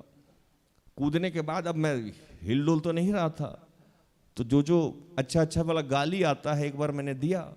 देख के मैं ऐसे ससरा ऊपर, तो थोड़ा सा कीचड़ की वजह से मैं स्लिप करके ऊपर आया, है ना। ऊपर आया तो पलट के देखा तो अभी एक और पिक्चर बाकी था। बस ना लुढ़कते हुए हम ही लोग की तरफ आ रहा था, है ना। हम बोले आज तो बेटा तुम राज गया। लेकिन वहीं अगर मेरे बगल में यीशु रहते तो बोलते हे राज तू क्यों रोता है। क्योंकि वो जान रहे थे कि हम यहां मरने वाले नहीं हैं, वो जान रहे थे कि हम आगे यहां प्रचार करने वाले। तो वैसे ही आपके जीवन की कहानी मैं खत्म कर दूं, फिर कभी सुनाऊंगा, है ना। उस दिन मैं मरा पक्का ना, अच्छा नहीं मरा। तो उस दिन अगर यीशु से यीशु हमसे कहते कि हे राज तू क्यों रोता है, तो इसका मतलब वो कमिटमेंट कर रहे थे ना कि तुम विश्वास करो, तुम मुझ में बने रहो, मैं तुम्हारी सुरक्षा करूंगा। आज प्रभु आप लोगों से कह रहे हैं बने रहिए, है ना, बने रहो। किस में बने रहो? यीशु में बने रहो, विश्वास करते रहो और चिल करो, रिलैक्स हो जाओ एकदम। कुछ भी बुरा होने वाला नहीं है। आप लोग ब्लेस हो, है ना। आज मैं जब नहा के निकल रहा था तो मेरे उन्नति के वो उस पे स्टडी टेबल पे एक नया फ्रेम मैंने देखा। उस फ्रेम पे क्या लिखा हुआ था? क्या लिखा हुआ था उन्नति? हाँ, गुड वाइफ। अच्छा, गुड वाइफ मतलब अच्छा वाइफ का क्या होगा? वो तरंग, माहौल, है ना, अच्छा माहौल। तो प्रभु जान रहा है कि आपके जीवन का सारा अच्छा माहौल है, सब कुछ बेहतर होने वाला है, सब कुछ आशीषित होने वाला है, चिंता करने की जरूरत नहीं है। सिस्टर एस्तर जिस दिन सोच रही थी कि इस घर से हम चले जाएं, तो प्रभु रास्ते में इनको बोला होगा हे एस्तर तू क्यों रोती है ना। दीनाकरण साहब जब पहली बार ट्रेन से सुसाइड करने जा रहे थे, हमारी आदरणीय डीजीएस दिनाकरण साहब, तो उस दिन डीजीएस दिनाकरण साहब के जो पड़ोसी अंकल थे जो पुलिस में थे, वो आके उनसे यही पूछना, दिनाकरण तू क्यों रोता है ना। फादर अनिल देव जी की जब पास्ट हिस्ट्री जानिएगा तो वो फादर नहीं थे, तो जब वो कुछ और काम करते होंगे और समस्या में पड़ते होंगे तो यही जाके ईश्वर पूछता होगा ना कि हे अनिल तू क्यों रोता है। प्रभु आपके भविष्य को जानता है, इसीलिए उसने एक वचन लिखा कि मैं तुम्हारे लिए निर्धारित योजना जानता हूं, वो तुम्हारे हित का है, अनहित का नहीं। रिलैक्स हो जाइए। गुड वाइफ के साथ गुड वाइफ भी रखिए, है ना, सब कुछ अच्छा मिलेगा। एक गाना है ना, यार भी मिलेगा दिलदार भी मिलेगा, सब कुछ उसके हाथ में है, रोने की क्या बात है, ऊपर वाला अपने साथ है। प्रभु इन सारे वचनों से आप सबको और मुझे भी आशीषित करे, आमीन। आइए हम आखिरी प्रार्थना हो जाए।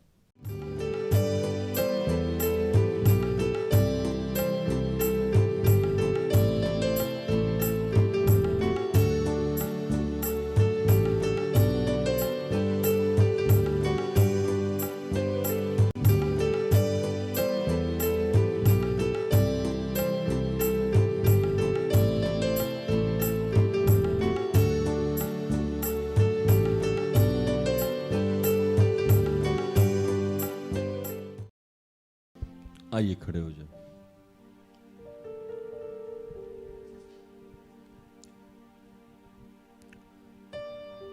कि हे दयालु पिता, सचमुच प्रभु तेरा प्यार, तेरी करुणा, तेरी दया, तेरी कृपा, तेरा अनुग्रह कैसे गिनाऊं प्रभु। गर्भ से पहले ही प्रभु तूने हम पे अपना चित्त लगा रखा था। एक एक पल तूने हमें सजाया है, संवारा है, हमारी हर जरूरत को पूर्ण किया है प्रभु।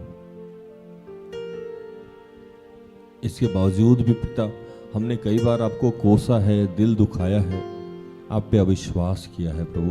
क्षमा चाहते हैं, दिल की गहराइयों से तुझसे क्षमा चाहते हैं। तेरे प्रेम को, तेरी सुरक्षा को हमने कभी देखा ही नहीं, हमने कभी महसूस ही नहीं किया प्रभु। हम हमेशा घबराते रहे, हम हमेशा परेशान रहते रहे।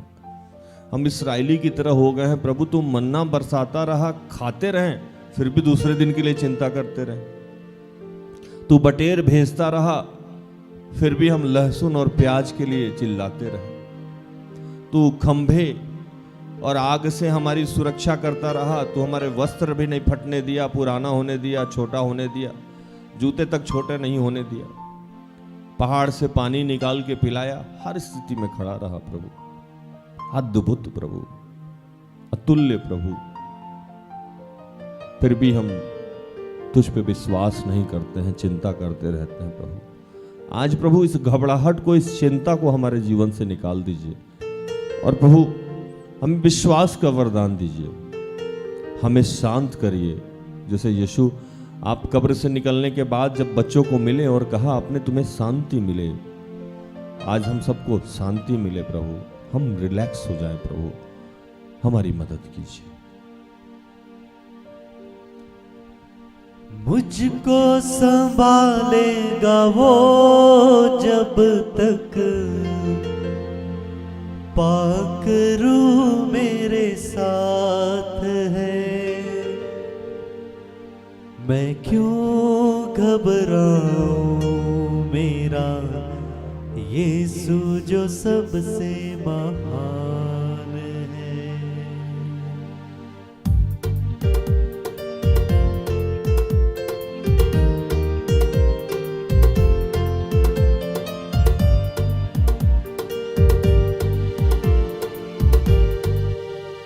मैं क्यों घबराऊं, मेरा यीशु जो सबसे महान है। मैं क्यों घबराऊं, मेरा यीशु जो सबसे महान है। मैं क्यों घबराऊं, मेरा यीशु जो सबसे महान है।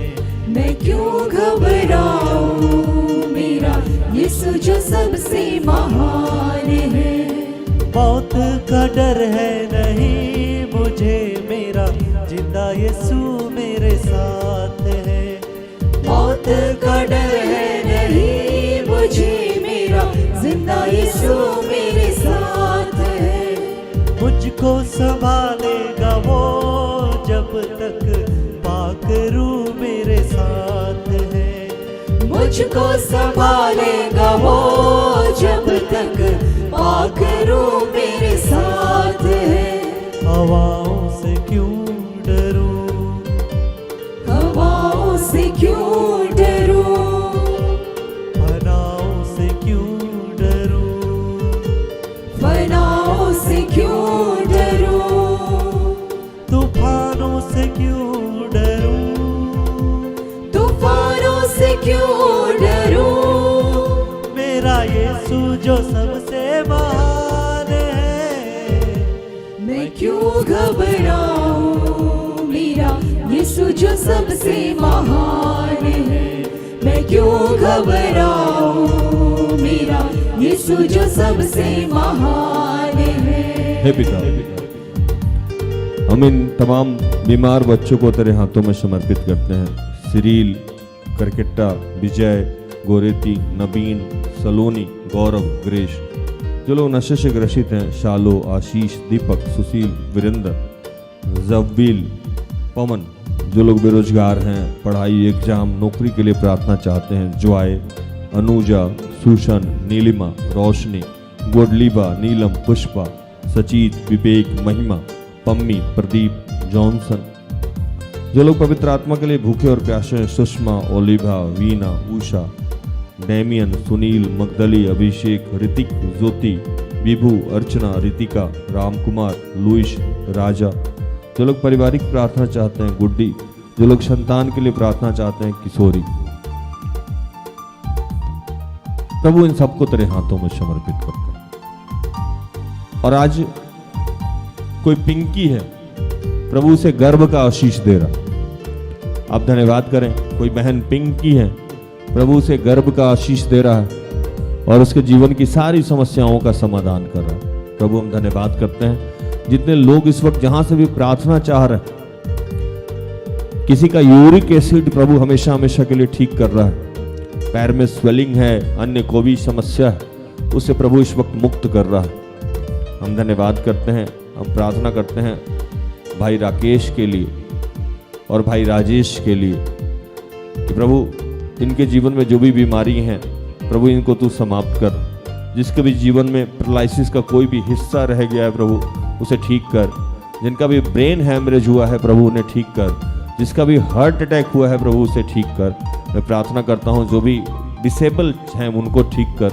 मैं प्रार्थना करता हूँ जितने भी कैंसर पेशेंट है, प्रभु तूने उनके चंगाई दिया है। मैं प्रार्थना करता हूँ जितने लोग पीरियड से रिलेटेड कोई समस्या को झेल रहे हैं, उनको तूने चंगा किया है। मैं प्रार्थना करता हूँ जो भी बच्चों में जो भी भटकाव है, प्रभु उससे तू उन्हें मुक्त कर रहा है। प्रभु इस वक्त जहाँ भी लड़ाइयाँ हो रही हैं, प्रभु उन सब के लिए मैं प्रार्थना करता हूँ। जितने विधवा विधुर हैं, अनाथ हैं, मैं उनके लिए प्रार्थना करता हूँ। जितने गरीब हैं, बेरोजगार हैं, उनके लिए भी प्रार्थना करता हूँ। और मैं आज उन लोगों के लिए भी प्रार्थना करता हूँ जो लड़की और लड़के में भेदभाव समझते हैं, विशेषकर उन माता पिता के लिए जो आज भी दुखी हैं कि हमारे पास लड़का नहीं है। प्रभु उन तमाम लोगों को तू आशीषित कर, उन्हें स्वतंत्र कर। प्रभु तेरा धन्यवाद करते हैं, तू आज हमारे जीवन से भय समाप्त कर रहा है।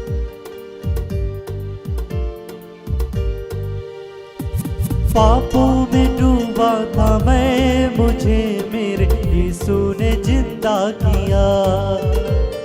पापों में डूबा था मैं, मुझे मेरे यीशु ने जिंदा किया। फंदों में जकड़ा था मैं, मुझे मेरे यीशु ने थाम लिया। फंदों में जकड़ा था मैं, मुझे मेरे यीशु ने थाम लिया।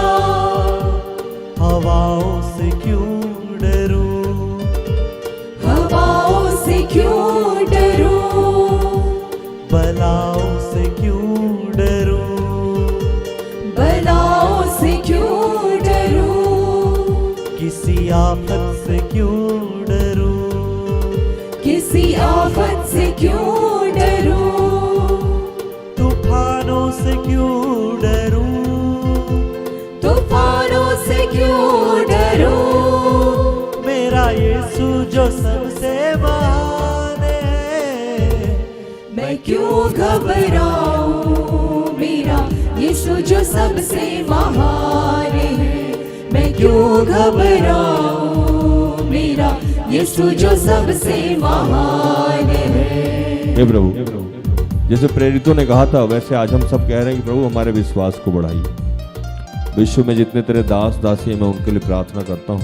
मैं प्रार्थना करता हूँ जितने लोगों का नस खिंचाव है, प्रभु उन सबको सुरक्षित कीजिए। मैं प्रार्थना करता हूँ जिनके भी आँख का कोई समस्या है या ऑपरेशन होना है, प्रभु उनकी सुरक्षा कीजिए। हे पिता, जितने लोग गर्भवती महिलाएं हैं, ऐसे जितने लोग हैं, प्रभु उनकी सुरक्षा कीजिए, रक्षा कीजिए। प्रभु जैसे पंख फैला हुआ चिड़िया यरूशलेम की रक्षा, अपने घोंसले की रक्षा करता है, वैसे तूने यरूशलेम की रक्षा किया है। तूने कहा है पहाड़ हट जाएं, पहाड़ियाँ टल जाएं, फिर भी मेरी करुणा तेरे सर से ना टले। हे प्रभु, जितने लोग भविष्य को लेकर चिंतित हैं, पैसे को लेकर चिंतित हैं, गरीबी से परेशान हैं, आर्थिक तंगी और कर्ज में हैं, उन सबको तू सुरक्षा दे। प्रभु इन दिनों जिनका भी सैलरी रुका हुआ है, प्रभु उनके सैलरी को छोड़ रहा है, सैलरी और उन तक जो भी बाधाएं हैं वो समाप्त की जा रही है। प्रभु का धन्यवाद करें। आपकी सारी समस्याएं, बेसिकली जितने नए लोग जो ज्वाइनिंग किए हैं, प्रभु उनकी समस्याओं का समाधान कर रहा है। हम धन्यवाद करते हैं प्रभु, पूरे देश को तेरे हाथों में समर्पित करते हैं। संध्या में जितने प्रोग्राम रोज होते हैं, उस प्रोग्राम को भी तेरे हाथों में समर्पित करते हैं। हर रविवार के प्रोग्राम को तेरे हाथों में समर्पित करते हैं। जितने लोग काउंसलिंग में आते हैं, 10 आज्ञा सुनने के लिए आते हैं, उनको तेरे हाथों में समर्पित करते हैं। जितने लोग की जो भी प्रार्थनाएं जिस माध्यम से आती हैं उन प्रार्थनाओं को तेरे हाथों में समर्पित करते हैं। जितने लोग हमारे दान दसवां श्रम के माध्यम से, प्रार्थना के माध्यम से, उपवास के माध्यम से हमारी मदद करते हैं, उनको भी तेरे हाथों में समर्पित करते हैं। सब कुछ तेरे हाथों में देते हुए इन तमाम प्रार्थना को, कोई रॉबिन है प्रभु उन्हें अपनी शांति, अपने आशीष से भर रहा है, तेरा धन्यवाद करते हैं। इन तमाम प्रार्थना को प्रभु यीशु के जीवित और पवित्र नाम से मांगते हैं। दया से सुन और स्वर्ग के राज में ग्रहण कर, आमीन। तो धन्यवाद, प्रभु आप सबको आशीष दे। आशा करते हैं कि आज के प्रार्थना से, आराधना से, वचनों की उद्घोषणा और अंतिम प्रार्थना से प्रभु ने आप सबको स्पर्श किया होगा। विश्वास करें, सब ठीक हो जाएगा। आज के लिए इजाजत दें। प्रभु आपको आशीष दे। जय यीशु साहेब। सारे दिल से, सारे मन से तेरी आराधना मैं करूं, तेरी आराधना मैं करूं। सारे दिल